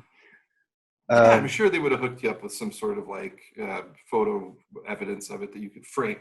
They probably frame it for you too. Even they frame a copy of the note, little picture of the thing. Maybe they throw an ash in. No, like $1 million per ash. Again, milking the fans for all they can get. Right. Even in death, literally. Sending a note into space, Bill. Well, We'll find another way. if They're you'd going to like, shoot Charlie, someone else into space. Like, just follow that website and then find someone that you really like or care about. Because, Star Trek thing, like, that's a timeless type of, well, pretty timeless. well, maybe you should just A get in dated touch with these timeless, people. I think maybe you should just get in touch with these people and see what they're doing. Because Well, I'll tell you what, if it really is only $2,400 to shoot myself into space, there's my burial plan. Yeah, I think That's what we're doing. I'm just going to go into my fucking will. I'm going to set the money aside. I'll pre-order this. I am definitely going to do this. Charlie, listen to this pitch. I mean, these guys have obviously been perfecting their sell on this for decades now. But listen to this: a memorial service. Okay, this is your immortality right here. Okay, and anyone else who's listening, this is Celestis Memorial Space Flights, established 1994. So this was ground level. You would have gotten. I was there the first year because that was probably 1994. It probably was. Yeah, I was 19 years old. Yes, that is exactly the right time frame. Everything. I can't believe we found this first fucking click, Bill. I know they got top position on the ad. They got top slot. Whether you are looking to celebrate the life of your cherished one or planning for yourself, you can trust Celestis to provide a truly amazing space memorial for you or your loved one among the stars. A memorial service that will reach into the endless universe with the same unparalleled tribute engaged by NASA, astronauts, celebrities, and people around the world. If you've lost someone you love, you can look into the sky each night and feel the honor and respect you have paid to your loved one. A one-of-a-kind tribute. Yes. If you're planning for yourself. Yes. If you are planning for yourself, you will rest easy now, knowing that you have taken care of your memorial in the skies in advance. When your loved ones look to the evening skies, they will feel the peace of knowing your memorial twinkles above them. For $2,500. Everything you do in life bucks. And you get to pick your destination, Charlie. I'm going Deep Space Voyager, dude. You get Earthrise. So that's pretty cool. You get launched to space and return to Earth. No. Fuck that. I don't know. No, because Charlie, if you're cremated and if you're not in, I'm gonna do a half and half, Bill. A half and half. You're going into space anyway. That's where you eventually will end up if you're cremated. So okay, you get Earthrise, space to Earth. Yeah, but if you fall back down to Earth, you go into the atmosphere. People are going to be breathing your burnt body up. That's pretty cool. That kind of work happens though. If you well, fair enough. But okay, I think Earthrise is out, right? Okay. They just launch you into space and drop you back down. I mean, I think we agree that's not what we want, right? Because then, your loved ones can't look at you. They can just say, well, he was up, he went there. Yeah. I might be breathing him now. He might be in my lungs, but yeah. But I can't look up and say he's up there because he's not. He came back down. No, that's right. They don't even. So, okay. Earth orbit is the next one. I like that one. Into Earth orbit. I like that one. Luna. No. That's the worst one. Launched to the lunar orbit or surface. No, I don't want that. I don't want to have a fucking shallow grave on the moon. No, yeah, the loneliest place in the galaxy as far as we know. No, fuck no. It's the dark side even. So like when your family looks up at the moon, they can't even see you there. There's no guaranteed, like what's the placement going to be? How pinpoint is this? Pinpoint accuracy is this? No. It is option 2 or it is option 4. Option 4 is Voyager launched to deep space. You have no fucking idea where you're going to end up. I want that. Where no man has gone before, dude. I'd like a 50-50. I'd like to half circle the Earth and then half Deep Space Voyager. You know what?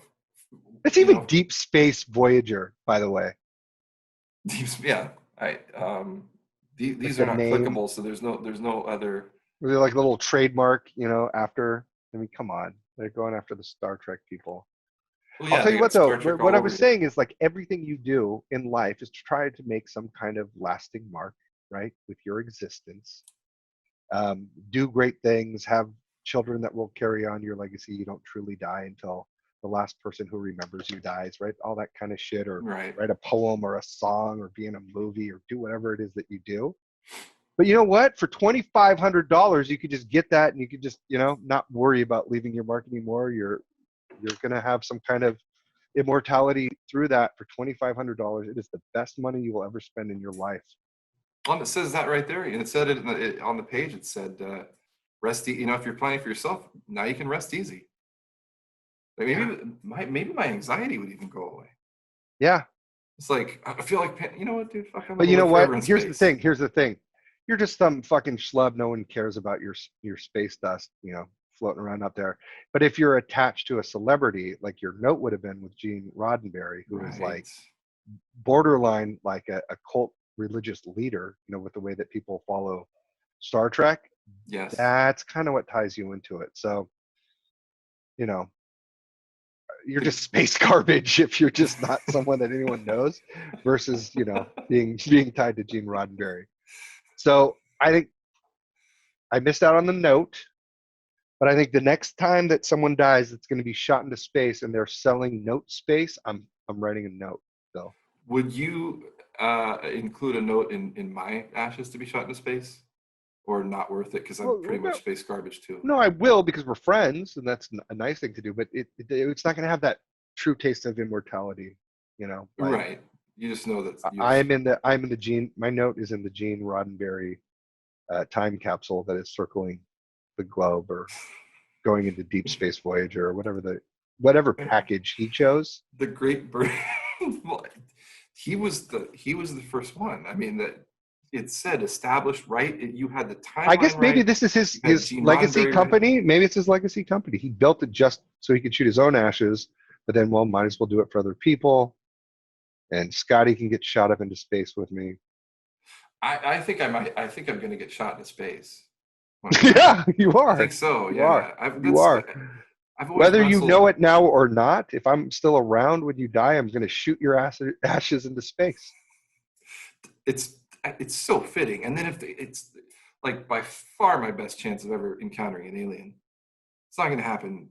Yeah. It's just the chances, even if Greys are surveying the Earth and walking around and doing stuff, like the odds of you seeing one up close are none. There's you have 0 odds, 0.000 whatever. But if you're floating deep space Voyager style and you just keep going, you don't know what. Yeah. At some point.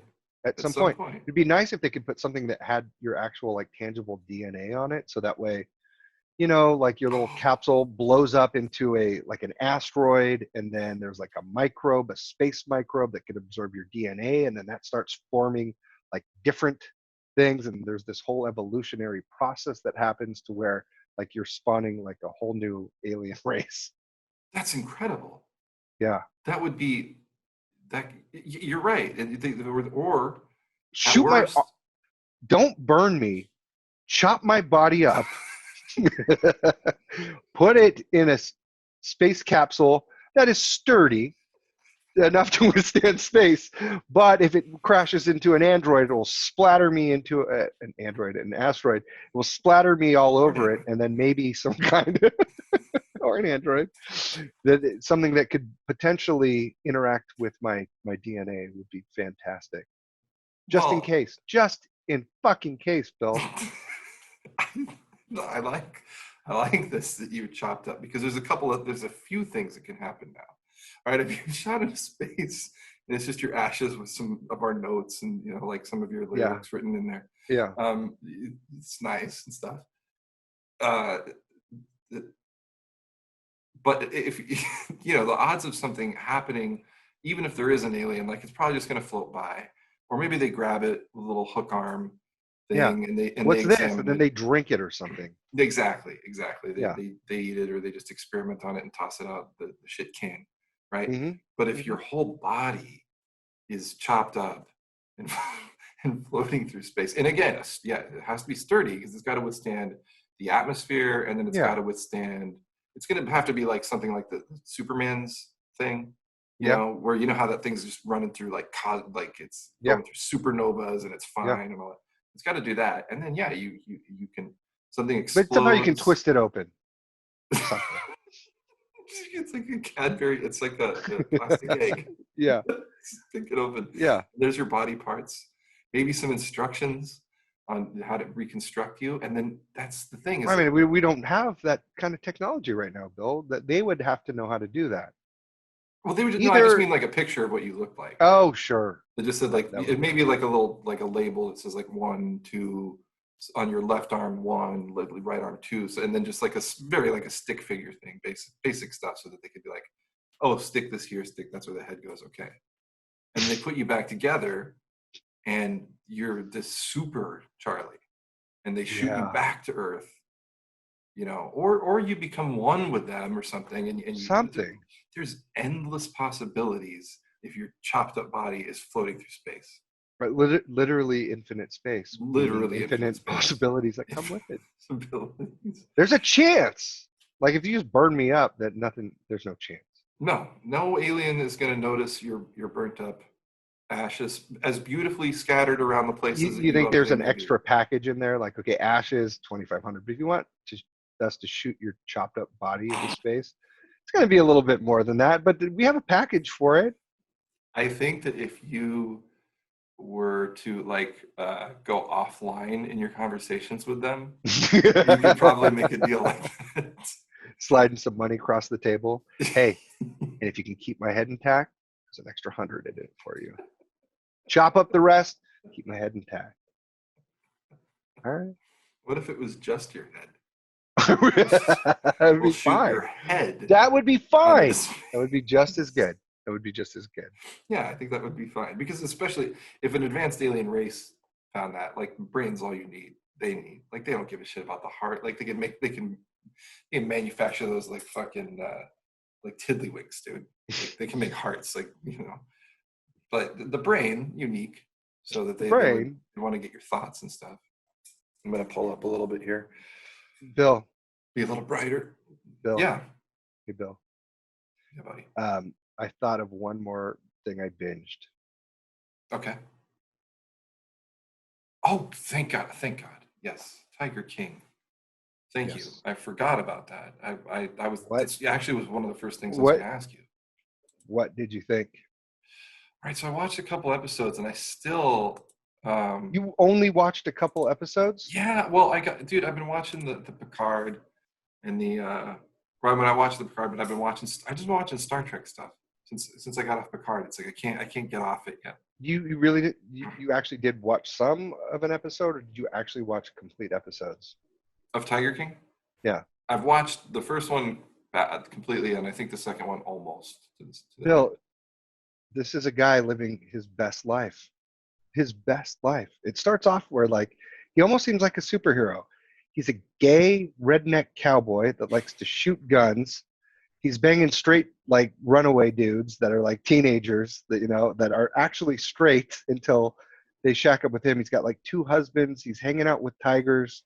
He's This is real. This is really okay. This is the story. So you didn't. But it's real though. This is real, Bill. This is not actors. This is real life. I legitimately thought when I was watching it that it was like there's a no Christopher Guest possible. thing. There's no way you thought that. It's like, no, I swear to God, I thought that. They showed the beginning, and then I was like, this is crazy. Okay, what is this? And then in the first interview they showed us was some guy that looks so ridiculous, and the way he's talking to me, it was like, oh, this is like they're trying to be Christopher Guest. They're improvising this crazy, and then they show he's got the little zoo on the side of the road, bro. And there's all these people coming in. I'm like, there's no fucking way this is you're real. Just gonna have to. You're gonna have to go back and watch it. It starts out where like at first you're almost rooting for him, although like you can tell there's some shady. They're smoking meth. They're shooting guns. They're abducting straight teenagers off the streets that end up sleeping with them and marrying them and stuff. There's just like all this craziness going on. You're like, this guy's like some kind of crazy god, and then it gets darker and darker and weirder and grosser until finally, it's just bad things happening to bad people. Everyone, for the most part, gets what they deserve. Not really, but for the most part.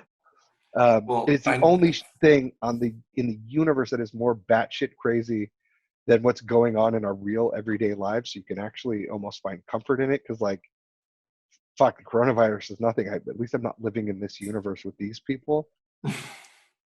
Which it totally makes sense that it's a runaway hit. It is perfect. Like, it is comfort food, like that. At least I am not this fucked up, regardless of how horrible things might be right now. There's this happening. I will definitely watch it. I mean, 50 million Elvis fans can't be wrong, type of thing. You know what I mean? Right, Like, obviously, right, everybody loves it, and right. I've not heard any. I've literally not heard. I mean, I've heard almost everyone I know or work with or whatever mention that they've seen it, and I've not heard one bad experience. I've never heard one person say, "It's not that I mean, it's they're all people. All the people are pieces of shit. Don't get me wrong. I'm not celebrating them, and good." you Look find at out the- later, like after from like other interviews, that what is even on the documentary isn't even half as bad as what was really going on. Like to the animals, to the people, like there's some like very fucked up shit in there. So you kind of feel bad about like watching it and celebrating it. But I'm just saying it first. Can you The look whole at bio the of picture this guy. though? The picture behind you. If you see that, if I showed you that and you had no idea, you've never seen any of this, and never knew it. And you said it was a Christopher Guest movie. Right, I would and believe it. And I would say, yeah, like this is the next Christopher Guest movie. It's about this guy who has like a tiger zoo on the side of the road. I know. He makes his own little tiger show, his tiger TV show in his basement or whatever. And You he's say, okay, a sure. he's a gun shooting redneck, but he's also gay. That's Yeah. You'd be like, And he might okay. be smoking meth. I'm pretty sure he is. Yeah, I Just know. that picture right there. That could be Christopher Guest at a younger age. No, I know. I know. Yeah. Well, I'll watch it. I mean, everyone's watching, so this, it's one of those things now where just, to be culturally relevant, you have to just have some kind of frame of reference for this. I know. That's what I It's feel. now like. it's turned, and that's kind of one thing I didn't like. It started becoming like required watching because, like, on the office Zoom chat when you're having your cocktail hour, everyone's talking about things, and you talk about this kind of shit, and you want to be the guy that's sitting there going, I don't know. What? That's me. That's been me though. So now Like, maybe it's cooler if you don't watch it and you just like, you know what? Then you have like some political view about it, like, I do not stand for cruelty to animals. I do not like what that man did to those poor straight boys that ended up marrying him, becoming gay for him, and meth.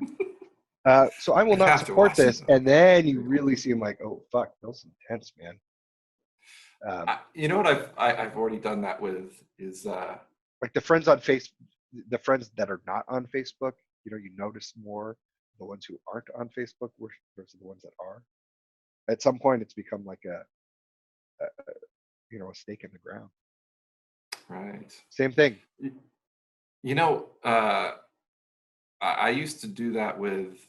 I still do that with The Office, the American version. I've never seen an episode. Have you seen the British? Not one. Absolutely, several times. And when I think I own it, actually, I own the white I do DVD, the too. box. Mhm. I still have. Yeah, you have. I still have that. Best thing ever.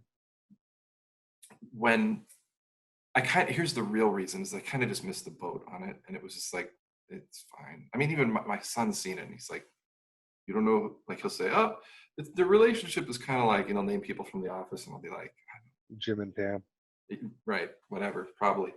And when people at jobs that the last couple places I've worked have been, like they'll make references to it. I've never seen that. I've seen the British one, but I thought like What a else? superior douchebag this guy is. But I milk it Wow. that way. I really do milk it that way where I'm just like I just figured that, like, how can you top that? Like I don't want to see a cheaper version of that. It's very No, good. Of It's course very it good. is. I know love it. The I know it. Office. I love The real both reason- Offices. The original one, like you cannot beat that, but the American version was very good. I know it's really lovable. just the fact of I missed the boat, and it was like so far down the road that I just was like, there's other things. You've gone this long now. It makes you cooler that you haven't watched it. My dad is like that with Catcher in the Rye. My dad has read every fucking thing, I hated the fuck. but out of he's that book. never read Catcher in the Rye. Good and for it's- him. I wish I could go back in time. He's so proud of it. He should be. I It hate sucks. that book. It sucks. I hate that book. I don't know I- why it was such a special thing. It It has never made sense to me. I guess at that He's time, just some like guy that's pissed off about everything and just swears all the time. yeah, he's a And it's like some ground. groundbreaking thing, but he likes his sister, but he hates the rest of the universe. Yeah, and he has dreams I about don't. helping kids over a hill or something. Yeah, but he hates everyone. He's like, fuck that man, shit. Like it's just. Yeah, I everything's did boring. not get it. Everything's boring. Oh, this is so fucking groundbreaking.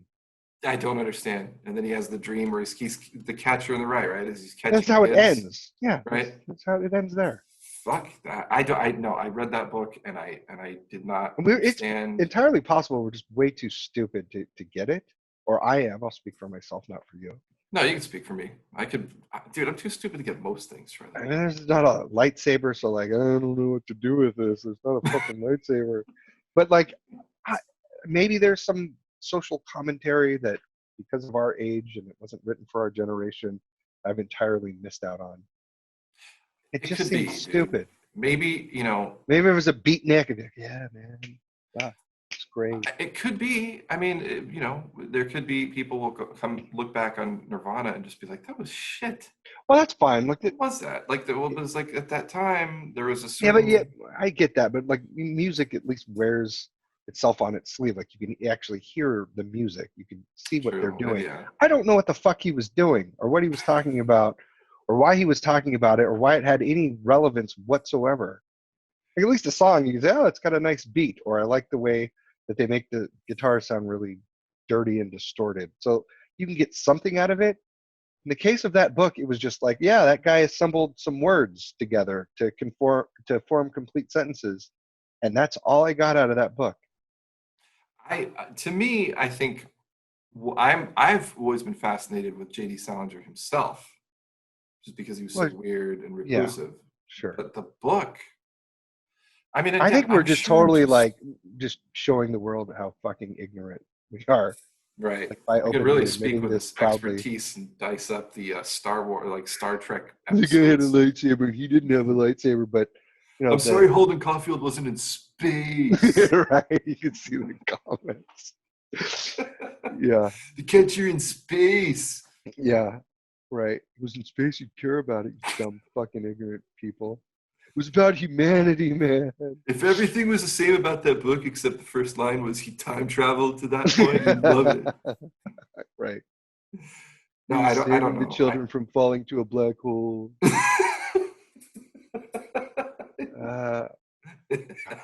I'm fucking stupid. I don't care. Dude, I'm I'm dumb not going to about pretend stuff. to get it so that I can pretend that I'm smart. I hated it. That's the thing. Well, and that's why I've always taken solace when I did read that, and I thought it was a piece of shit. Or I don't know if I'd say it's a piece of shit.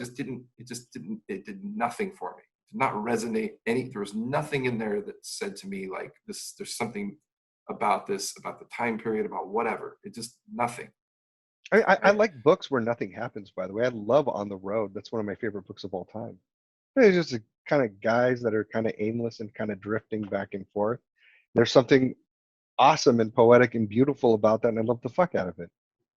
It's kind of in the Yeah. same vein. Right. It's not No. like there's Yeah. a space trash compactor scene and lightsabers and that. Like, people going around drinking wine and kind of just bumming around the U.S. It's a fucking amazing book. It's one of my favorite books of all time.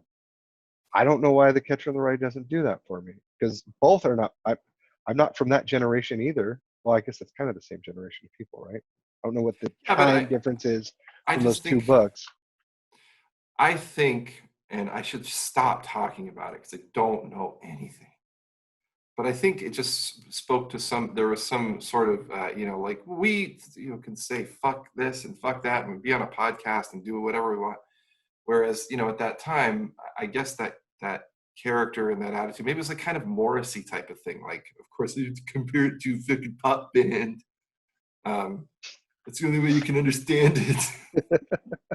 You know what I mean? This disillusioned type, like, the Smiths were what they were because they spoke to something that just other people hadn't said. And a lot of people think that music is garbage and that they're horrible. But I take solace in the fact that my dad, who was well-educated in literary, Yeah, but he's never read it, so it doesn't count. he hasn't read it because it's I mean, there obviously he hasn't read it, so how can he say that it's a piece of shit? But he knows that it's a piece of shit because of the people that have liked it over the course of his life, and what they've I'm said sure there's about it. great people that have liked. You know, what book I like better than No, but the Catcher in pretentious the. people there's plenty of people Oh I'm yeah, sure yeah, I that see. I'm sure I see there's what you're saying. plenty of people that he's known that have said, I really like Catcher in the Rye. It's like, okay, that's cool. But the pretentious people along the line over the years that he's had to listen to drivel on about that book, that he's just been like, I'm never reading that. The Boat Rocker by Terrence Mann is better than The Catcher in the Rye, and I think that is supposed to be The Catcher in the Rye, right? Isn't that the I storyline? believe so. Yes, it is supposed For to Field of Dreams, by in the Field way. of Dreams, because in Field of Dreams, in the It's the book, idea of that book is better than the book. But in the movie, yeah. yes, you're right. I think The Boat Rocker by Terrence Mann is supposed to be The Catcher in the Rye, because in the book of Field of Dreams, Shoeless Joe, he actually does kidnap J.D. Salinger. That's right. Yeah. And So then they just change it to. and they couldn't. J.D. Salinger, I guess, started. He heard that the movie was being made, and he already was trying to sue them for the book or something. And he was like, look, you got away with it in that goddamn book, but you ain't getting away with it in the movie. Right. So like, fine, we'll just cast James Earl Jones and call it The Boat Rocker. And it turns out, yeah, The Boat Rocker is a better book, and it does not take it. It's not the spaceship rocker. It's the Boat Rocker. It's the Boat Rocker. It's just the idea of that book is better than the book, or whatever people read into it. Yeah, because it made Ray Kinsella stop playing catch with his dad. Right. It's not my fault you stopped playing catch with your father. Right. Fuck that guy and fuck those kind of people. Yeah. So, what else? Anything else of note? Topics? We started out with. We're good. By the way, I'm I feel good. really calm. Feel good. And I feel good. I felt very nervous when we started. But the panic's gone. Yeah, it is gone. I'm glad we had this discussion here on Pop Talking Aliens. Yeah. One other thing, Charlie, just as an alien note for you, because certainly I'm not going to do a whole show about this, but recently they have uncovered photos on Google Earth, and there was also a pilot who revealed that there are actual hangars in the mountains outside of Area 51. Yep. Just like Bob Lazar said. Yep. There's finally, if you can go online and search what the Google coordinates are. You go on Google Earth and you can look at it. They're fucking hangars in a fucking mountain, just like out of a James Bond movie. Well, the best lies have a lot of half truths in them, or real truths in them, Or so like the thumbprint scanner, that was a pretty good one, and there's a hangar. Maybe he really was just a janitor there. But But the rest of it is fake. Like the aliens are fake, but yes, there were really biometric scanners. There were really hangars there, and he definitely knew that.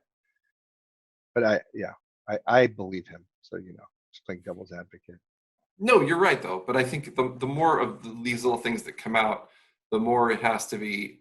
Until you, no. Maybe he was a just real alien there. dead body. It will take that before anything is legitimate. Right. But of course, that's what it's going to take, and probably not a dead one. I think it's at this point would take a live one. Convince. I mean, I guess anyone. if they allowed scientists to take samples and then there was something in the chemical makeup that was alien to the Earth, that would do it. But yeah, I still think they probably reserve room for doubt. Probably. Yeah. I mean, Bill, there's people that don't believe that the Earth is round, or is a globe. Right. So who fucking knows what people believe? Like, people are pissed that they have to stay home right now. They're mad and they think that it's following the government, like as if 25,000 people haven't died. So, which, by the way, having a hard time, underestimating people's stupidity. There was. We weren't supposed to go into the political side of this, but I mean, no. But I just wanted to. I want to say one thing. There was a tweet that some guy, I don't know who he was. He had a blue check mark though. Tweeted that he was giving the stats of how far behind we are in deaths and stuff from the H1N1 virus, which is early 2000s. But what he conveniently leaves out is that H1N1 killed about 12,500 people. And coronavirus already has doubled up on that, or as we call in basketball, doubling the score, the ultimate humiliation. Right. So coronavirus has still got the ultimate, already has the ultimate humiliation on H1N1's entire run, but coronavirus still has like the bases loaded and nobody out. I know. And H1N1 is in the locker room. It's done. That's its final score is 12-5. That's right. That's so right. I just, do what you want to do, but I don't agree anymore. Do what you want to do. I don't agree. I don't At think. some point we need like people like secret police roaming the streets and finding people that are grouped together that shouldn't be, and just like kidnapping them and putting them on an island that they never get to return from. In the Philippines, I've heard that people have been shot. Well, I mean, I've heard this. I don't know that that's necessarily true. It could be just one of those fucking. People get shot in the things. Philippines for like being on drugs. They have a secret police that just go out and they can kill whoever they want to. So really, I'm just sleepy. I'm just sleepy. So like, there's a lot of weird shit going on there. But I mean, at some point, like like there are really actually lives at stake. Like that's the other thing is it's die. More people are going to die. So like, I have a hard time like sympathizing for people that just need to get out and be out or whatever. Like, how many people do you want to die for this to happen? That pastor who he died of good. It. I'll be honest. Good. Anyone who's promoting that and not shutting things down, they belong dead. If there's less people that they can accidentally fucking kill. I agree. That guy is potentially the type of person that could give it to you or someone that you care about, and that person could die because of it. And fuck those people. I can't have any other take on it. And maybe like it's a little bit overblown and like what, but there's 26,000 people dead or whatever the current number is. So yeah. I mean, at least at the end of the day, it was, and it could be a lot more. So I have no sympathy. I cannot buy into any of like the other logic about it removing your rights or whatever. It's fucking horseshit. I don't understand how it's. I don't know. Why are we even talking about this on a Pop Talking Aliens? Let me just say, I come here to escape this. Yes, that's right, Charlie Crabtree. Let me just say one thing. This is escapism. As a metaphor. What are we doing here? If you like, I would sympathize. If you, let's say someone runs into a burning house to get that personal item that they really needed, right? Mm-hmm. And they end up dying. Mm-hmm. I would say that was idiotic. You should have stayed out of the house. It was on fire. But I'm very sad in my heart. Yes. That you died. But if you run into the burning house because you simply refuse to believe that it's on fire, it's so good. Let the good times roll. That is the best. That is the best way to put that, and I totally agree with that. Thank you. Totally agree. That's very good. Thank you. I mean, so my own. I came up with that. The problem is, the only bad side about this, because the greatest thing ever would just be that we would just get some instant Darwinism. Like just people who thought that way would go out and they'd get sick and die, and perfect. Oh my God, like humanity is going to be so much better. These are the worst of our kind. And the fact is that most of them won't. They'll be fine. They'll just spread it to other people and then they'll die. So that's, you can't just say, okay, if you want to go, and then Darwinism takes over, because it's like, it's not necessarily that person who's even risking anything. It's not the victimless crime, And once and for all, close those fucking wet markets. Jesus. You know what? They're open and back for business. But now I'm hearing like, if you say that, then it means like you're like, insensitive in some way, which I guess 3 global pandemics isn't enough. We got to be sensitive about that subject for some reason. Maybe someone can explain it to me better. I'm happy to learn about it and hear how I'm ignorant and stupid about Catcher in the Rye, and also why wet markets have to still exist after this. We'll have like a 10% kill rate, and then a 20, and then a 30. At what point will it be too much? I don't know. Yes, that's the other thing. It's like, when are we gonna get rid of those? It seems to me that seems like a slam dunk. I don't understand what the debate is about that. I don't know why there's a fucking debate. I don't. Like, we're worried about global terrorism. We're worried about things like 9/11 and stuff, and those are horrible fucking things. I'm not downplaying them, but like, 20,000 people, 26,000 people now. It could be in the hundreds of thousands by the time it's done. The next virus mutates and turns into something, and it's like millions of people. Like this is fucking wartime right now. It is, dude. And I was watching going back to people. We were talking about the beginning is them showing like documentaries about pandemics and like pandemic movies and stuff. The Outbreak is on Netflix right now, which is so sadistically weird. Yeah. That Yeah. I started to watch it. The intent of like, I just want to see if I can get through a couple of minutes of this, just because it's so weird that it's on here, and I'm just going to try and understand the psychology of anyone who could possibly be enjoying, who could watch this movie right now. Mhm. This is seriously why. It wasn't like, oh, I want to see if I can get through this. Like, no, just the first thing they show in that movie is a screen that says, some quote from some doctor that says, the greatest threat that humanity will ever face is the virus. And I was like, off. Turn it off. Thanks for that. Good Yeah. call. Good call. I'm Yeah. watching that. And there's Yeah. a teenager in my house. His phone was on. No, I got to tell a couple quick things, Charlie, to close out on a positive note.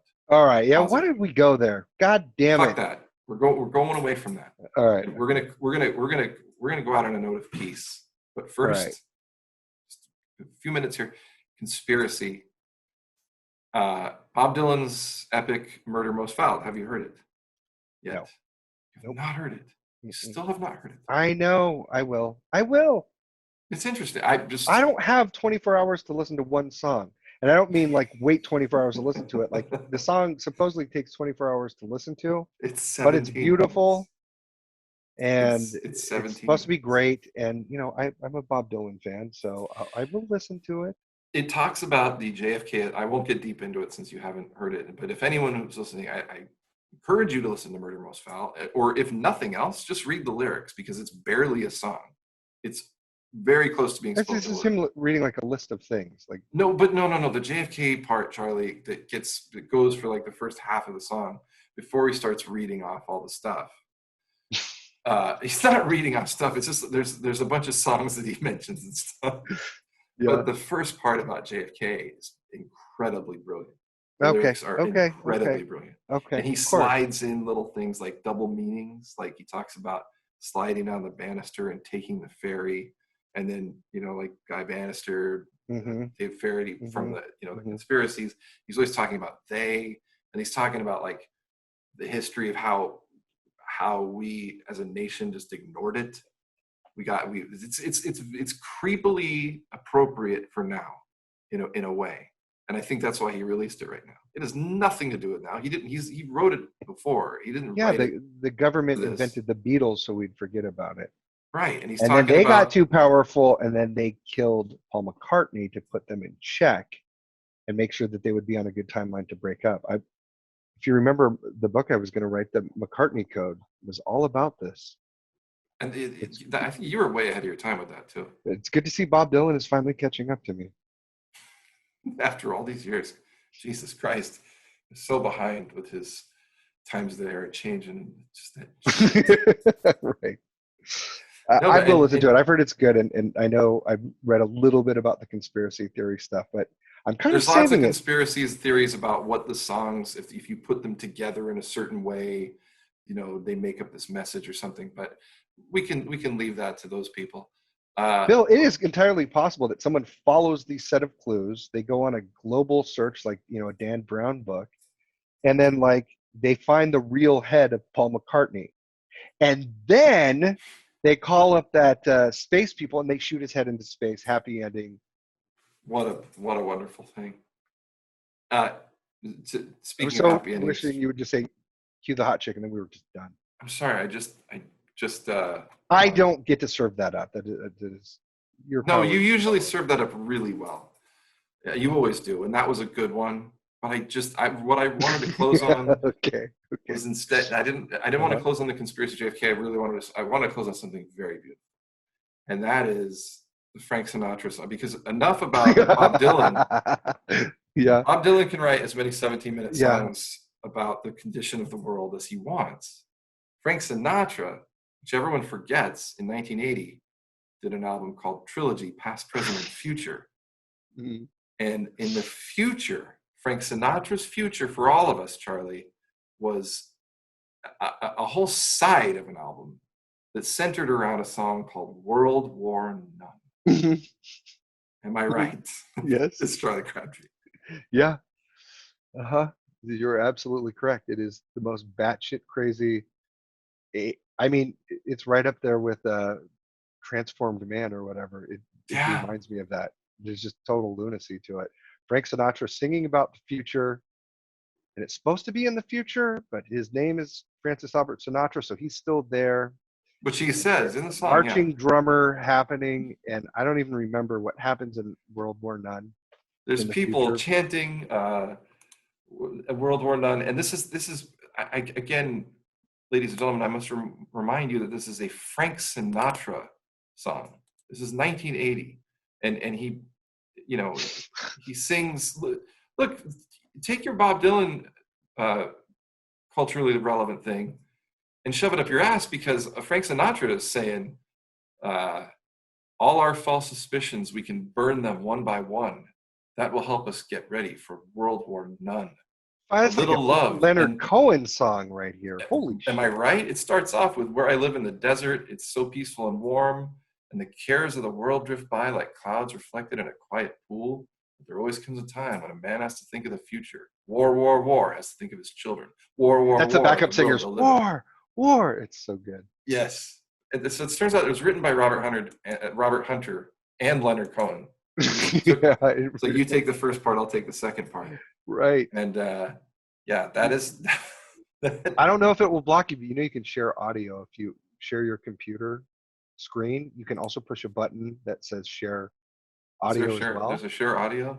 Yeah, but it might come in blazing hot, so I don't know if you should do it. But you could also. Oh, you brought it up on a free site. All right, whatever. I encourage you. If you're gonna go listen to the Bob Dylan song, if everyone's listened to that, listen to Frank Sinatra World War None. And while you're at that, remember it's a triple album. This is not your great grandfather's Frank Sinatra. Oh no. No, this is Frank going, taking it somewhere. Yeah.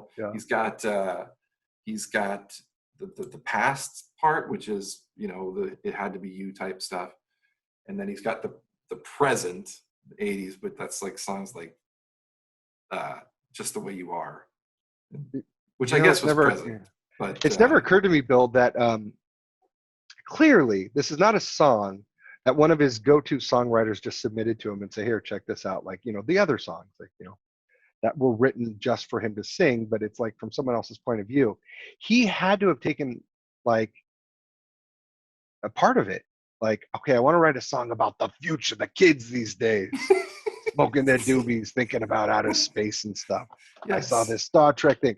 So he had to actually have told him, like, I want you to write a song about this, and like probably laid it out. And I'm going to do some covers of some real groovy modern artists like the Beatles. What year was it out in? Right? It's 1980. So, something that the kids love. And it's like, the Beatles?